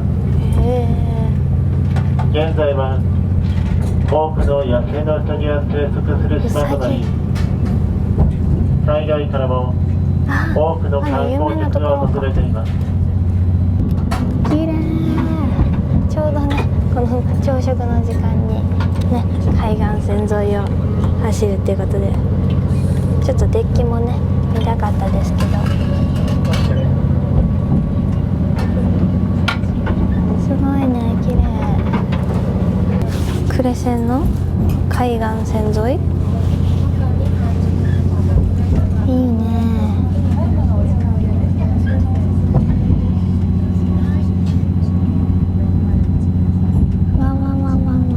上に卵白を焼いたチュイルを添えてございます。こちら崩していただいても結構です。お付けしながらお召し上がりいただけます。はい、ありがとうございます。ヨーグルトいただきます。美味しい。プレーン。これなんかいろいろあるのがジャムか。なんだ卵まで届かなかった。ピューレの部分だけ。美味しい。あったかい。わ。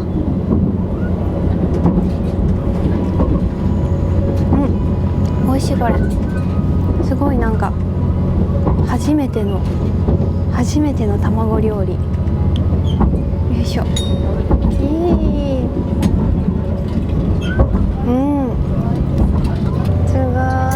左手にございますレモンのジャムで一緒にお召し上がりくださいませ。はい。ます。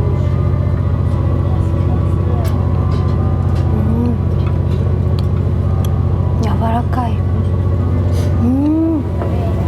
美味しい。もう味付けは本当にお塩ぐらいですかね。桜チップの香りがすごいします。これなんだ、梅かな。美味しい。お茶入れちゃおう。嬉しい。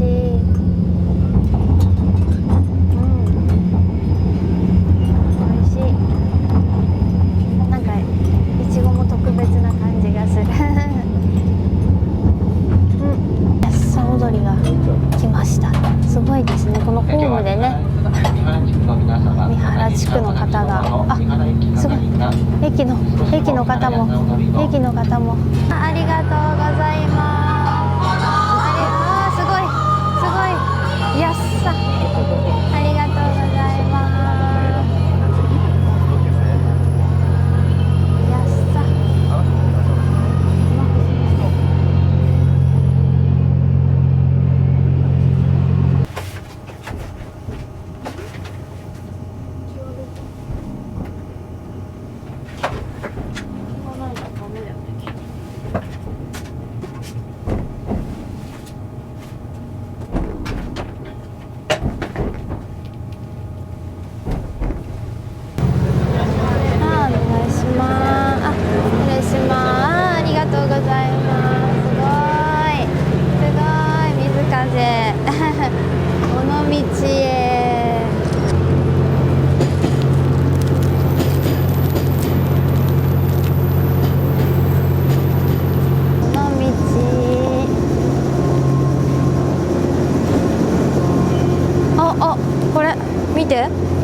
水風自販機裏から見たい後でね、後で見れるはず。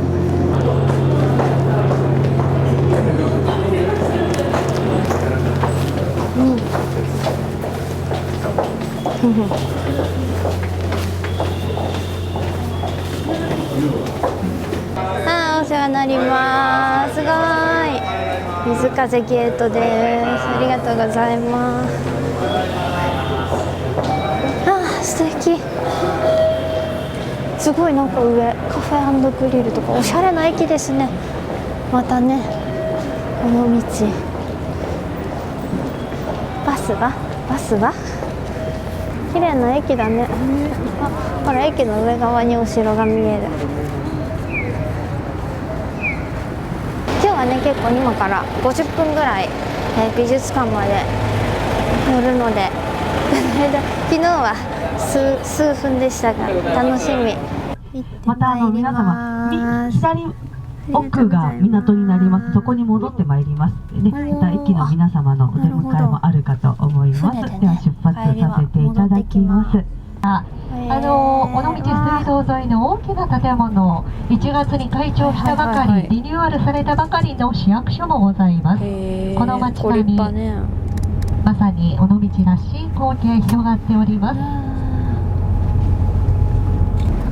綺麗。もう本当にこの景色、多くの島の美しさと書きます。多島美ですね。ご覧ください。左側、右側、どちらにもその景色ご覧いただけるかと思います。雨が降った次の日はですね、霧が出てなかなか見えにくいということもございますけれども、今日は大丈夫ですね。よかった。今日渡る橋というのは3つです。2つ目の因島大橋を現在渡っております。橋の高さなんですけれども、およそ50メートルあります。尾道水道は大型船が通れませんが、この橋の下でしたら大型船も通れるようになっております。高さは約50メートルです。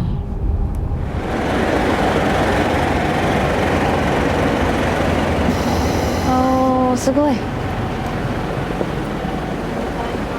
裏山育夫美術館に行ってきます。すごい素敵な、すごいね、綺麗だね。ホットレモン。油の飛沫ができて、でそれで絵の具をほぼ、そういう役割を持っていますので、もっと酸っぱくしよう。表面がツルッとしてるんですね。油の中で取れる宝石なんですね。これを細かく粉にします。すごいキラキラしてる。ね。さっきね、説明でありましたけど、この日本が油違うのは鉱物をね、こう粉にして塗っていくので、だから結構表面がザラザラして光の当たり方ですごいキラキラして見えるっていう。確かに私昔油やってたんですけど、なんかこうみんな盛り上がり方は似てるけど、やっぱ全然違うね。この表面がなんかもう手触りがなんとなく想像つくというかうわー、これすごくね、洞窟を完全再現。スーパークローン、これ本物。すごい、なんか金。本物はさ、撮影禁止なんだって。このスーパークローンだけが撮影できるから、すごい。でもわざとこの消えてる感じも全部再現されてるんだよ。すごい。このほら光当てるとやっぱり金の部分がすごいキラキラしてわかるね。ほらすごいね。これだって洞窟の中で見つかったんだよ。すごくない？こんな洞窟が。莫高窟だって。莫高窟、これ全部そうなんだってよ。ここにあるの。敦煌莫高窟、すごくない？で今我々がこのスーパークローン拝見したのがこれですね。第57窟。これだってこんなにあるうちの一つを、でも完全再現、スーパークローンですから。へえ、これすごいよ。あ、全部発泡スチロールなんだ。バックワークすごいな。ちょっと特別にね、このお庭の方にもね、砂利のとこダメですけど、すごい出させていただいてます。すごい。実際にね、お過ごしになったふるさと、風景というか、ね、島みたいだね。それを庭でこう再現というか表現されて素敵だね。ありがとうございます。ありがとうございます。いやー、素晴らしかったですね。いいですね。あー、今からね、また貸し切りの船でまた駅の方に向かいたいと思いますが、すごい結構40分ぐらい、しかもすごいよこれ。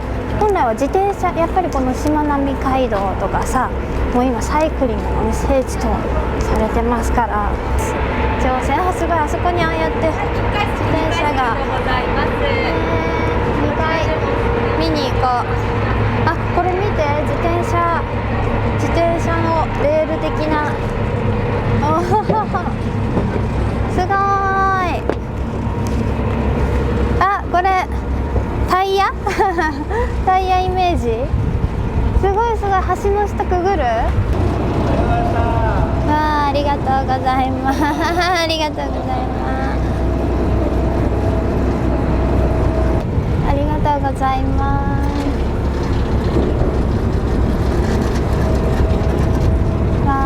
先ほどね行かせていただいた平山郁夫さんの美術館の館長さん、弟様ですねがね、聖火、まさに平山郁夫さんたちの聖火で旗を振ってくださってるってことで、どこにいらっしゃるんでしょう。旗、館長様が、館長さんありがとうが、水風バスがちょうどいい位置に、ありがとうございます。日本の国旗を、日の丸を振っていただいている、あちらなんですね、聖火が。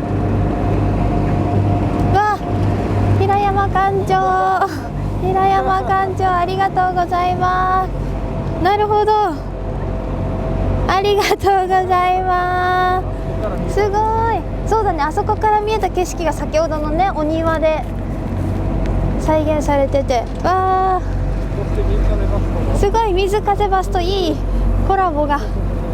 ありがとうございます。ありがとうございます。今まさに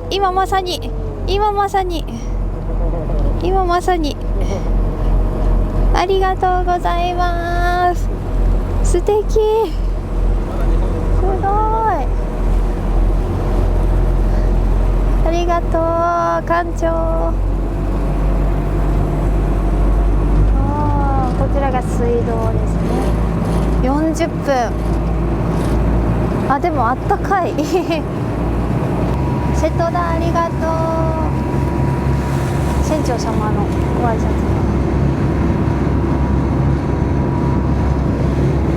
うわ、すごいいいな。すっごいいい天気本当に。あー、船だ。すごい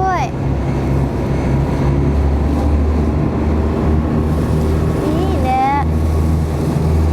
いいねまた昨日乗ったさ宮島のフェリーとは全然違う。聞こえてます。八戸丸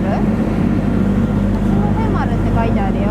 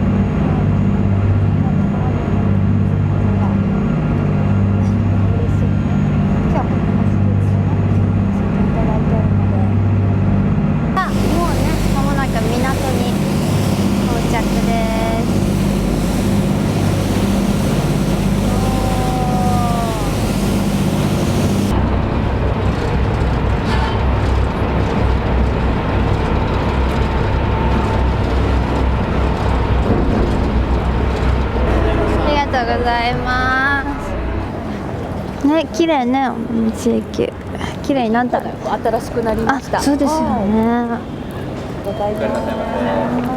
さあ水風バスが到着しまして、実はお見送りをね、列車に何かあった時のため、万が一何かあった時のためにっていうことで、列車がちゃんと発車するまでは、バスもこちらで待っててくれるらしいです。ただ今回我々の方がちょっと先に着いて、今バスがね入ってきました。水風バスとはさよならになりますので、いやよかった。でも今日ね結構やっぱりさっき片道50分ぐらい乗れて、それなかなかね長時間乗れたのでよかったですね。素敵なバスです。ありがとう。水風ゲートからでは入ります。ありがとうございます。この道でいいね。やはりいいですね。すいません。今日の日付とあ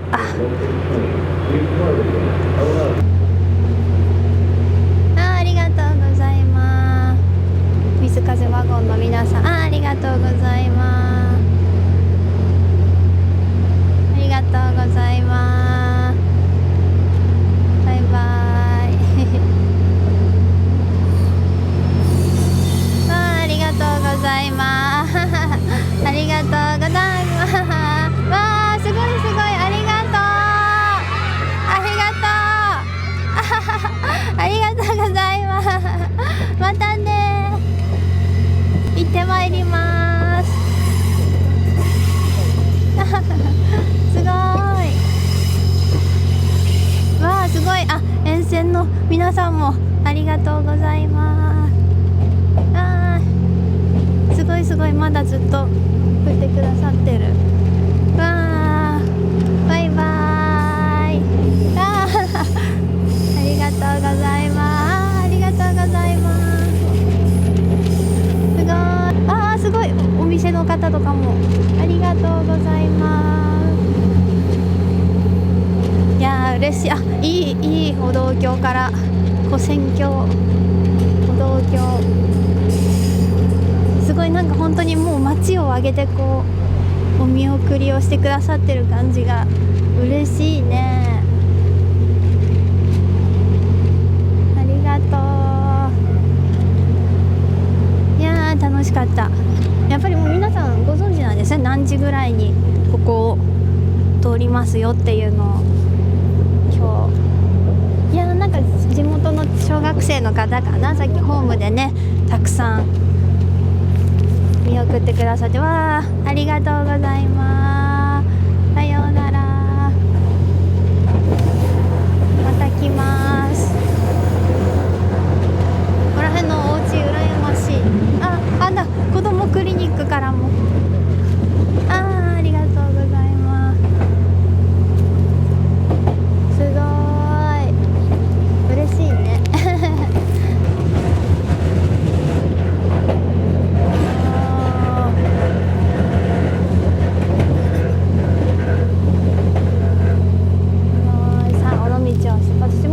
停車するのは、京都ですね。大阪か。もう次停車するのは大阪。我々が降りるのは京都最後ですね。そのあたりもねきっとすごいことになるんじゃないかなと思いますが、でも今から一旦お部屋でランチをねいただいて、その後はもう自由に車内出てお過ごしくださいという感じなので、あとねもう結構残り5時間だね。ちょうど5時間ぐらいの水風を満喫したいと思います。ここ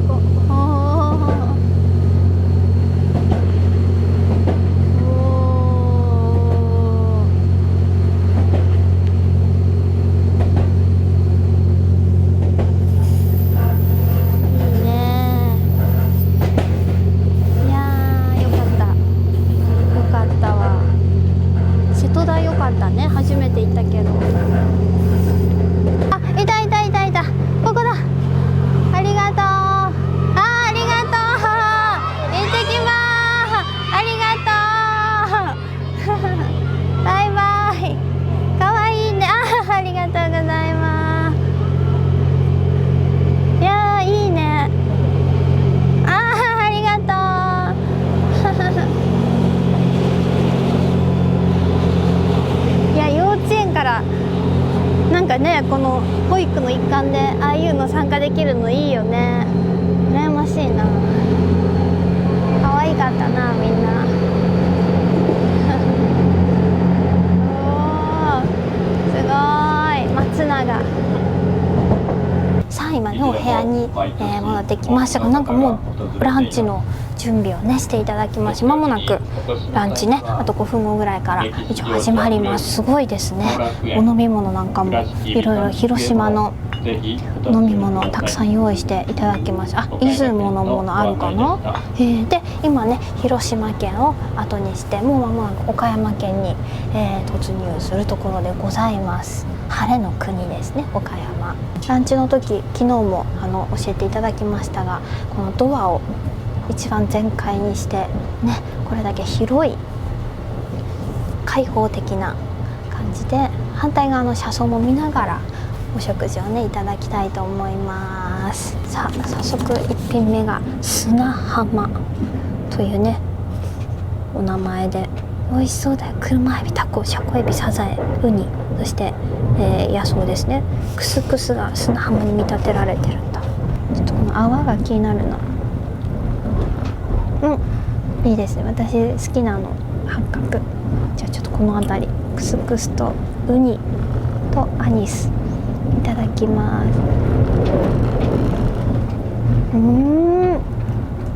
ウニ美味しい。景色がいい。どっちも見れるっていいね。本当にお部屋なんだけど、食堂車とかさ、ラウンジとかデッキにいる感じがする。いやー、もう最後か。思ってたより結構車内にいる時間とか自由に見れる時間が長くて、1泊2日の割にこんなに入れるんだと思ってよかったですね。またね、2泊3日とか周遊になるとそれはそれでね、もちろん時間は長くなるけどさ、結構車外での観光の時間も多めに設定されてたりするから、1泊2日でも全然車内満喫できます。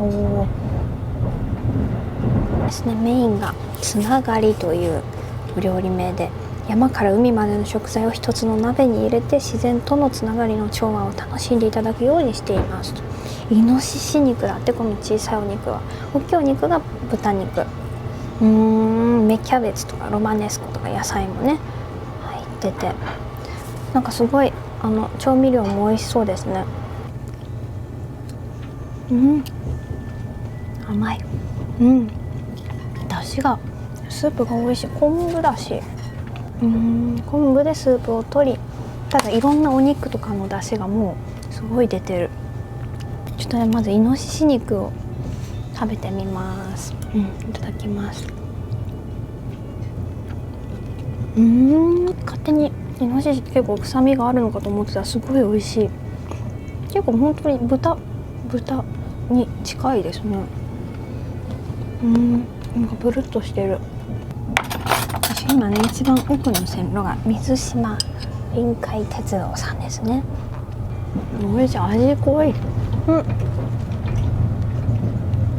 倉敷？あ、かわいい。ほらほらあった。水島臨海鉄道乗り場。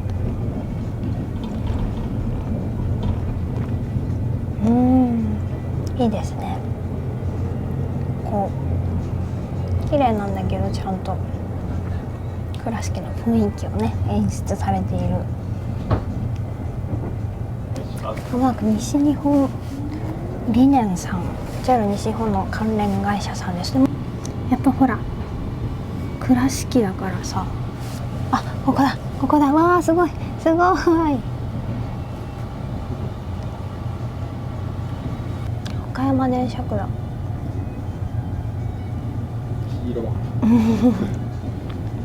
反対側貨物がねあって、岡山でも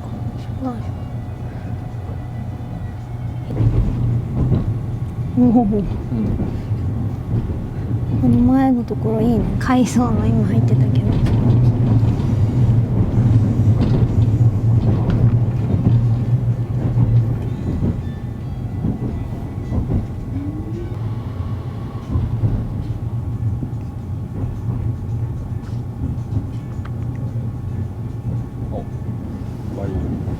あ、本当だ。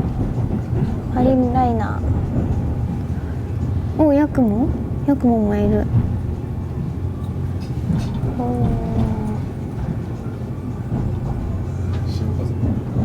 いろいろいるね。あ、後ろ行ったらダメかな。後ろ行ったらダメかな。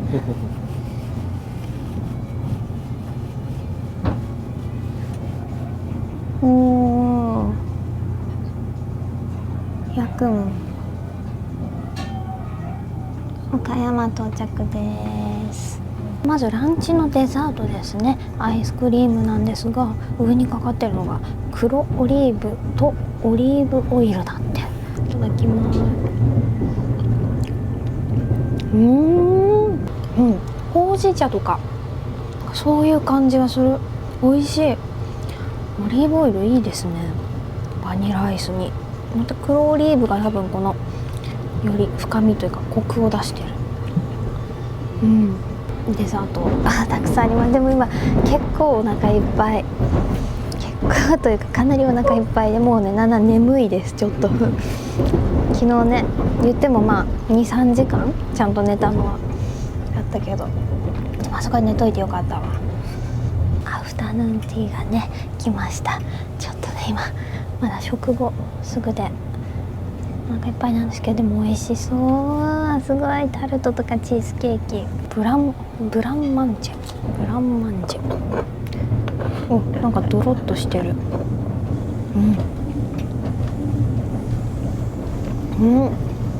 なんかもう泡みたいな、すっごい濃厚な牛乳、ミルクってより牛乳。美味しい。美味しい。レーズンウィッチ。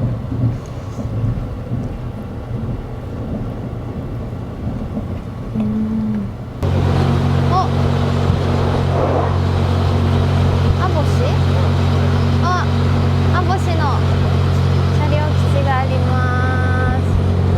アボシ、新快速とかあと223。おー、わー、バイバーイ。ありがとうございます。幕を持ってくださってました。すごい嬉しい。おー、バイバイ。ありがとう。だんだんもうね、よいしょ、姫路の方に今向かっております。おー、あっちも動いてるバイバーイ。ありがとう。ありがとうだんだんもう帰ってきましたね。あとだって4時、でもまだ一応2時間はある。あと2時間はありますが、だんだんもうね近づいてきたなっていうのが。いやー、寂しいね。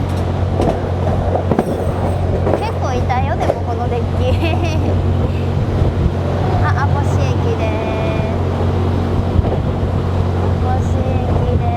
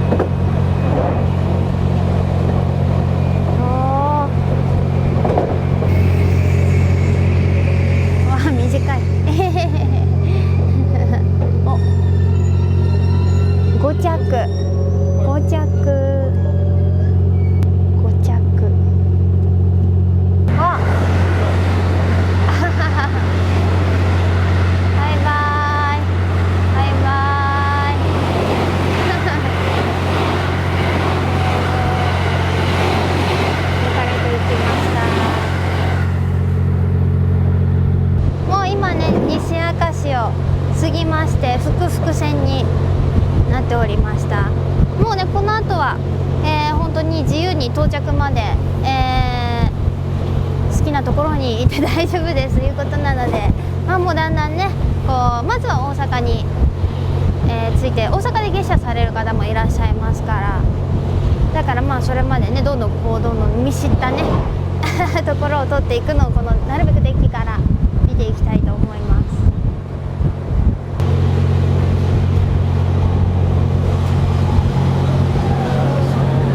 すごい。もうホームドアがこう降りるやつそれだ、これだ星5線のやつだ。すごい。明石市立天文科学館、あれが日本の標準の時計です。おお、教科書に載ってたやつ。わあ、すごい快速と並走。わあ快速速い快速の方が速いすごい。そう、だんだんね本数とかもさ、この辺り今複々線になったことでより列車の通過するねすれ違う確率が高くなったし。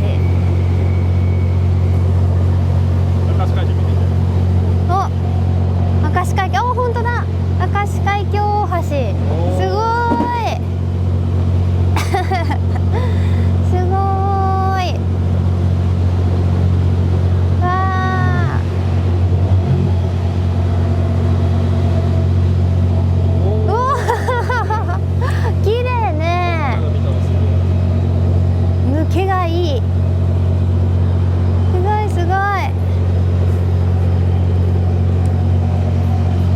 いいね。おおすごいいいね。舞子駅。うわすごい今真上が舞子駅。おお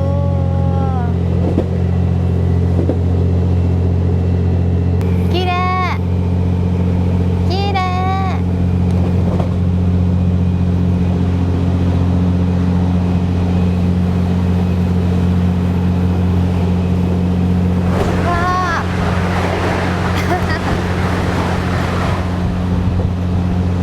有名な撮影ポイントの。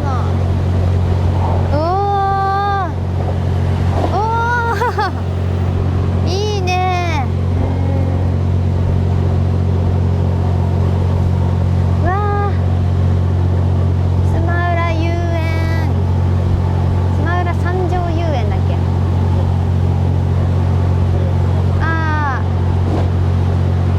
そうだ、来たね前ね。おー、いいよ。あそこロープウェイ登ったカーレーターがありますよ。世界一乗り心地、日本一乗り心地が悪いとね、自らそれを誇りに持たれている。でもいいですね。おお、名カーブがおお、すごい。乗ってる側からしてもやっぱいいもんね、このカーブは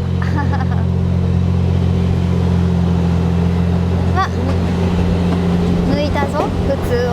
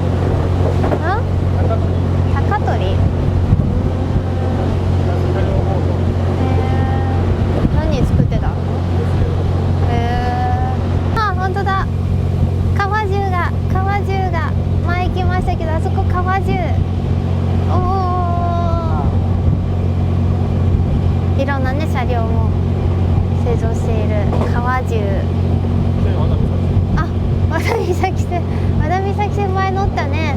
懐かしい。ね、長いこと今もある。まだ103系があいるその下に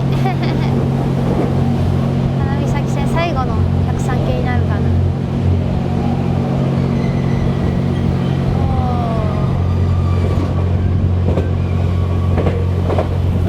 お、なんかメロディーが、お、ここにスピーカーがあったんだ。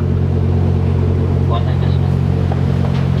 列車は広く現在の山陽本線の時刻表通りに走行しており、まもなく山陽本線の東の起点駅神戸駅を通過し、神戸駅通過。東海道本線へと。おお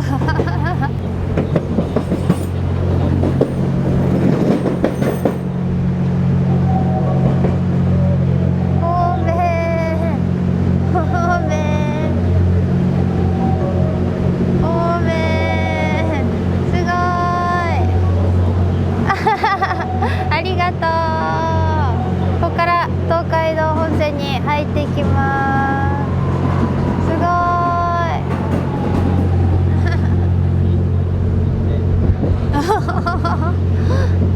神戸通過でさあ東海道本線ですね。楽しい迫り来る普通松井山で行きだよこの距離感、うわす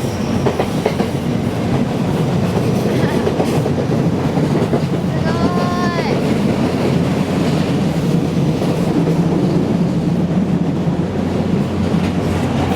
あ、スーパーラクト。おー、楽しい。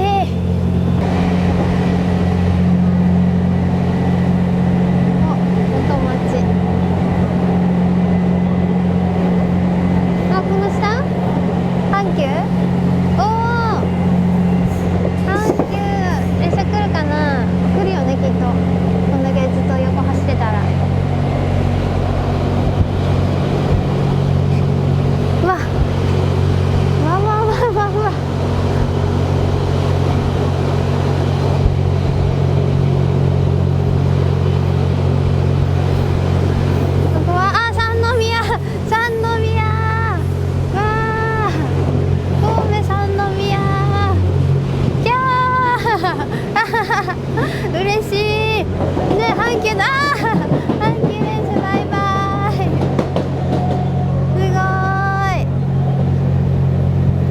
やばい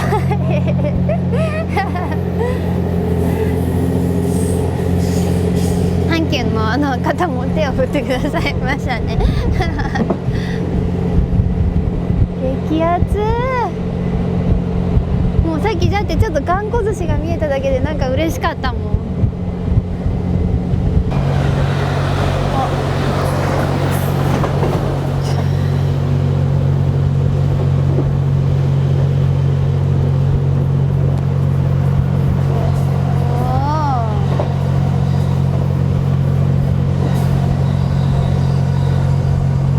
次はどこ？一回分かれるからな。あ、そう、また？この辺で上に行くから。本当だ。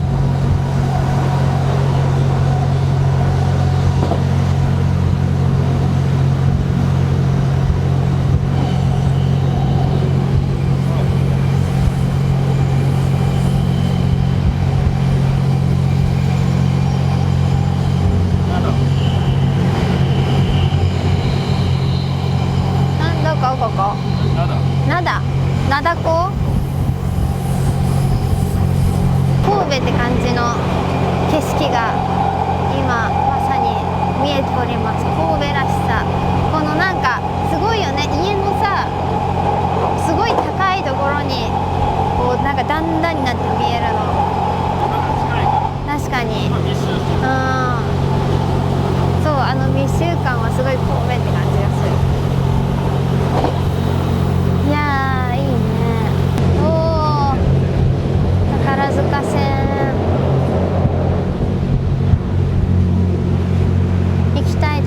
か。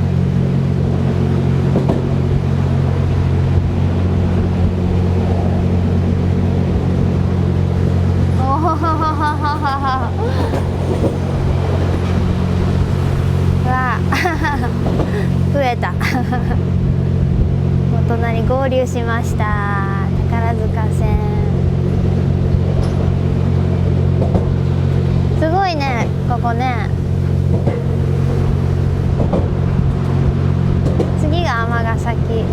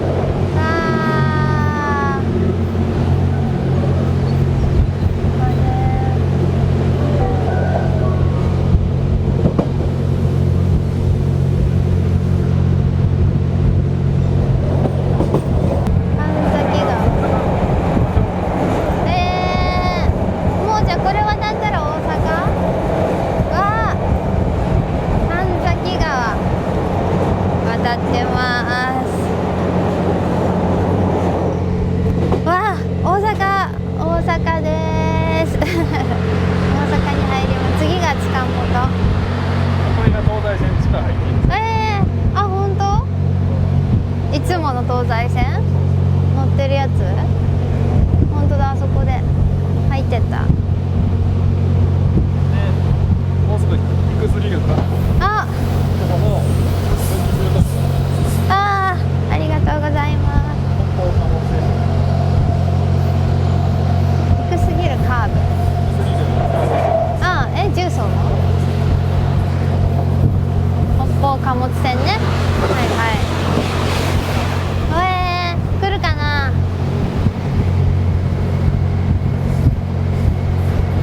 上すぎるな。確かにもうなんかもうなんかああ、いう時間帯最高。あ、本当？行くやつ？あれが、あ、見えなくなっちゃった。北方貨物線が。おー、ありがとう。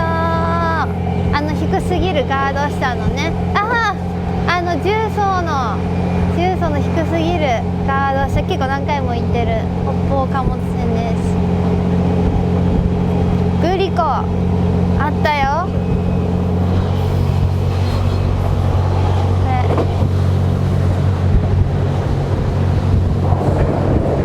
うわー、もう大阪じゃん。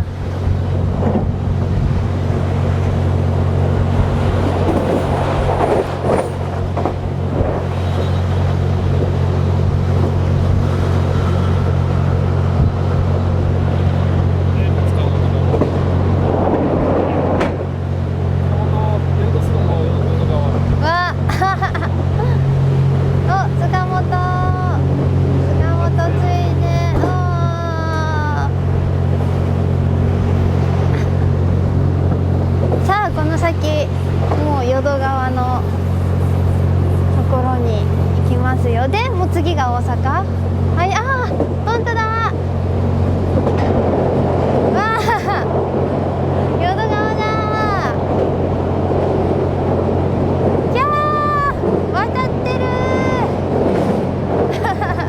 渡ってる、ドワイライトで渡ってる。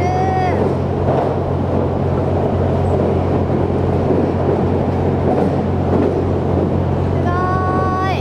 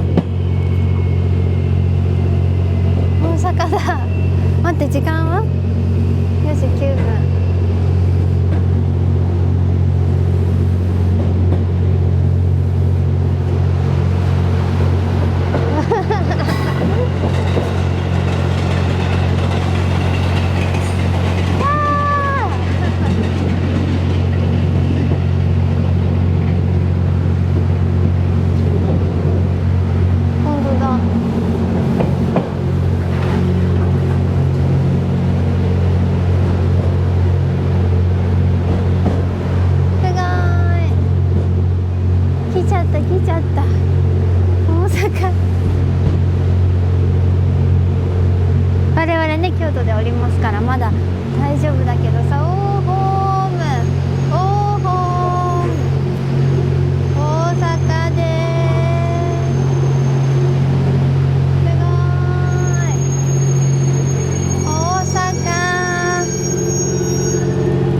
ほら大阪書いてあります。大阪で帰ってきました。すごい嬉しい。なんかいつもの大阪駅が全然違って見えるよ、この水風に乗ってるというだけで。すごいね、普通に本当に特に大阪駅入る時とかも全然デッキはこの後ろの方はね出てて大丈夫っていうことで、いやー嬉しい。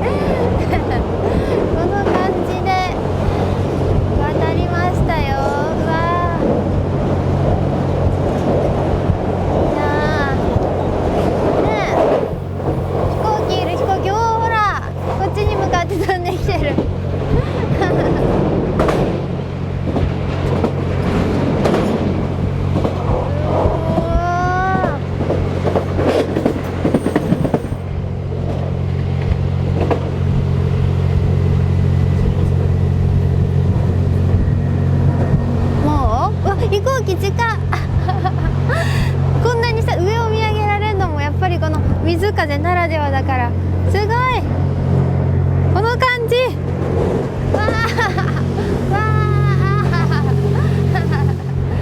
うわーすごいよすごーさあもうまもなく新大阪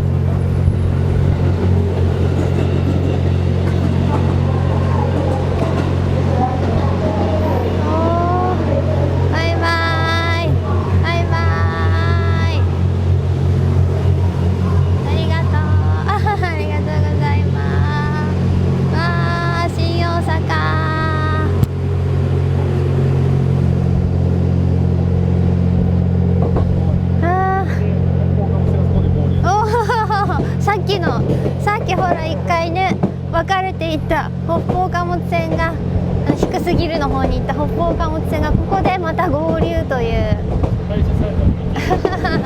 ああそうだ前見に来たよここだ廃止されたやつ東淀川前見に来たじゃん踏切閉鎖のそうこれ新しいこの自由通路ができたやつ懐かしい夜中本当だいやーまさか水風の車内から確認するとは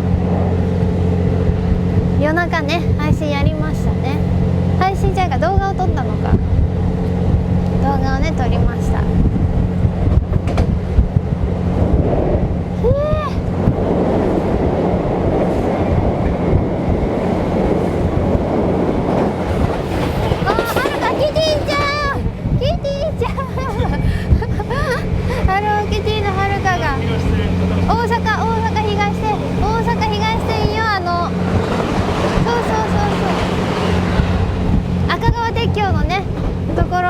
そこ前行きましたけど封鎖の瞬間おー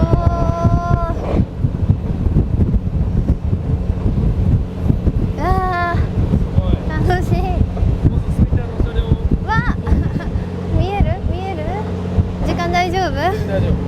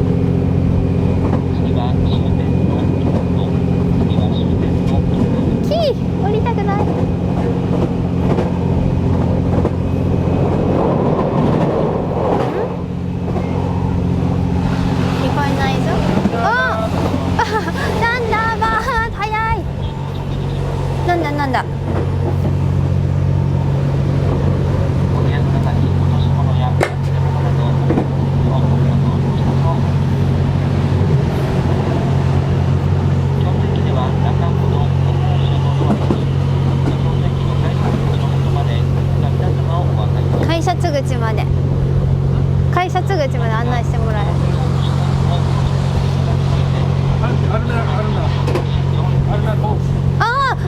アルナ後期、い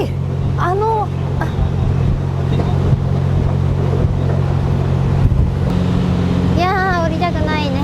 降りたくないけど、でも本当に1泊2日、もっとなんかもっと物足りないかもと思ってたんですけど、全然やっぱりこうデッキとかね、本当に自由に出れる時間が多くて、もう結構私たちはずっといたり、もちろんお部屋もねゆっくりとくつろぐことができてよかったです。いやーでもやっぱりまた乗りたい。一度と言わず2度3度チャンスがあれば欲しいな。うわーチョコレート、明治チョコレート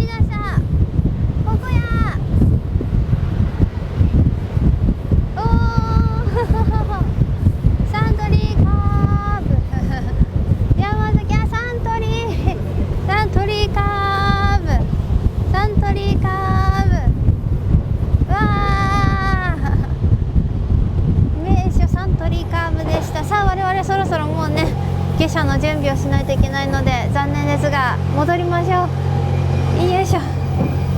あ、本当だ、近い。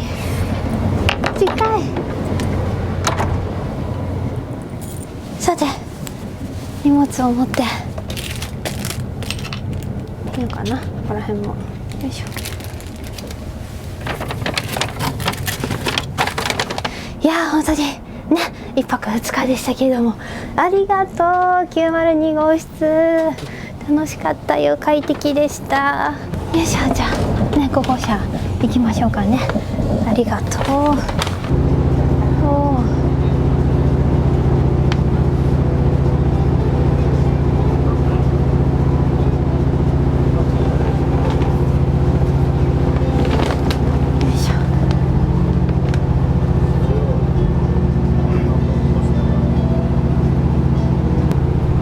パンダクロスよ。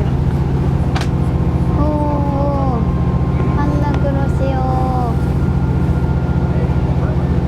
かわいい。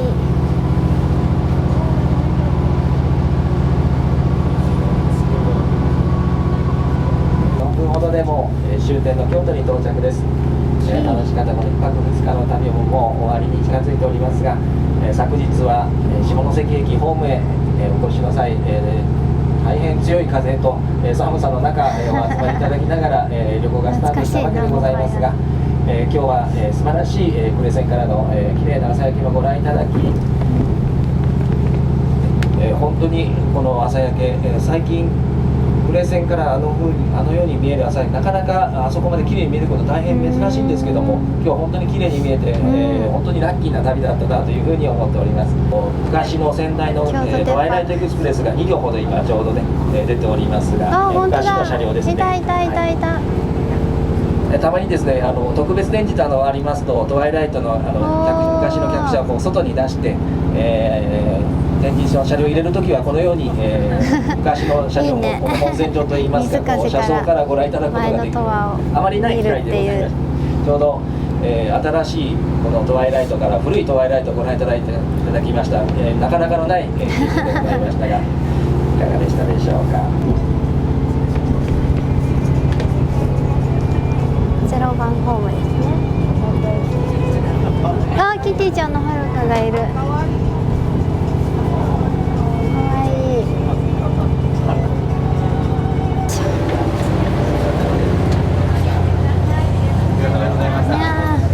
ありがとうございました。ありがとうございました。ありがとうございました。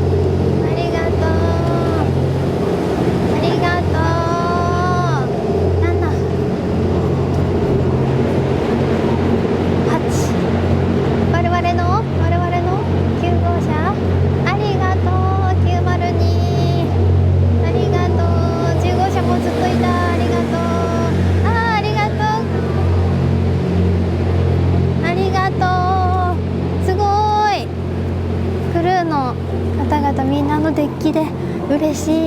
ありがとう。また乗りたい。ありがとう。いやー、楽しかった。すごい。京都駅の水風ゲートから出ます。わあ、ありがとうございました。ありがとうございました。ありがとうございます。ありがとうございます。ありがとうございました。ありがとうございました。さあ、ということで、1泊2日トワイライトエクスプレス水風、山陽上り、コース、昨日ね下関を発車してこちら京都駅に無事到着しました。やっぱりこの水風では水風でしか味わえない魅力っていうものだったり、沿線のね皆様の温かい関係とかすごくもう本当に楽しくて嬉しくて、美味しい食べ物いっぱい食べて大満足の、1泊2日になりました。かなり車内もねゆっくりと満喫できて、やっぱり1号車と10号車のデッキなんかは特にこの水風でしかできない体験っていうのが味わえるのでね、1泊2日しかも本当に水風は1人からでも乗車できるっていうので、かなりねクルーズレインの中でも一番乗りやすいんじゃないかなと思います。なので皆さんもぜひぜひね、何かの記念にぜひ本当新しい鉄道の楽しみ方、クルーズトレイン皆さんも体験してみてはいかがでしょうか。私もまたチャンスがあればね、コースとか周遊とかね時期を変えてまた乗りたいと思います。またしばらくね全県に入って戻ってきた時楽しみです。はい、ということで以上 JR 西日本のクルーズトレイントワイライトエクスプレス水風に乗ってみたでした。ありがとうございます。子供たちとね、大きくなったら一緒にあのお部屋に泊まりたいです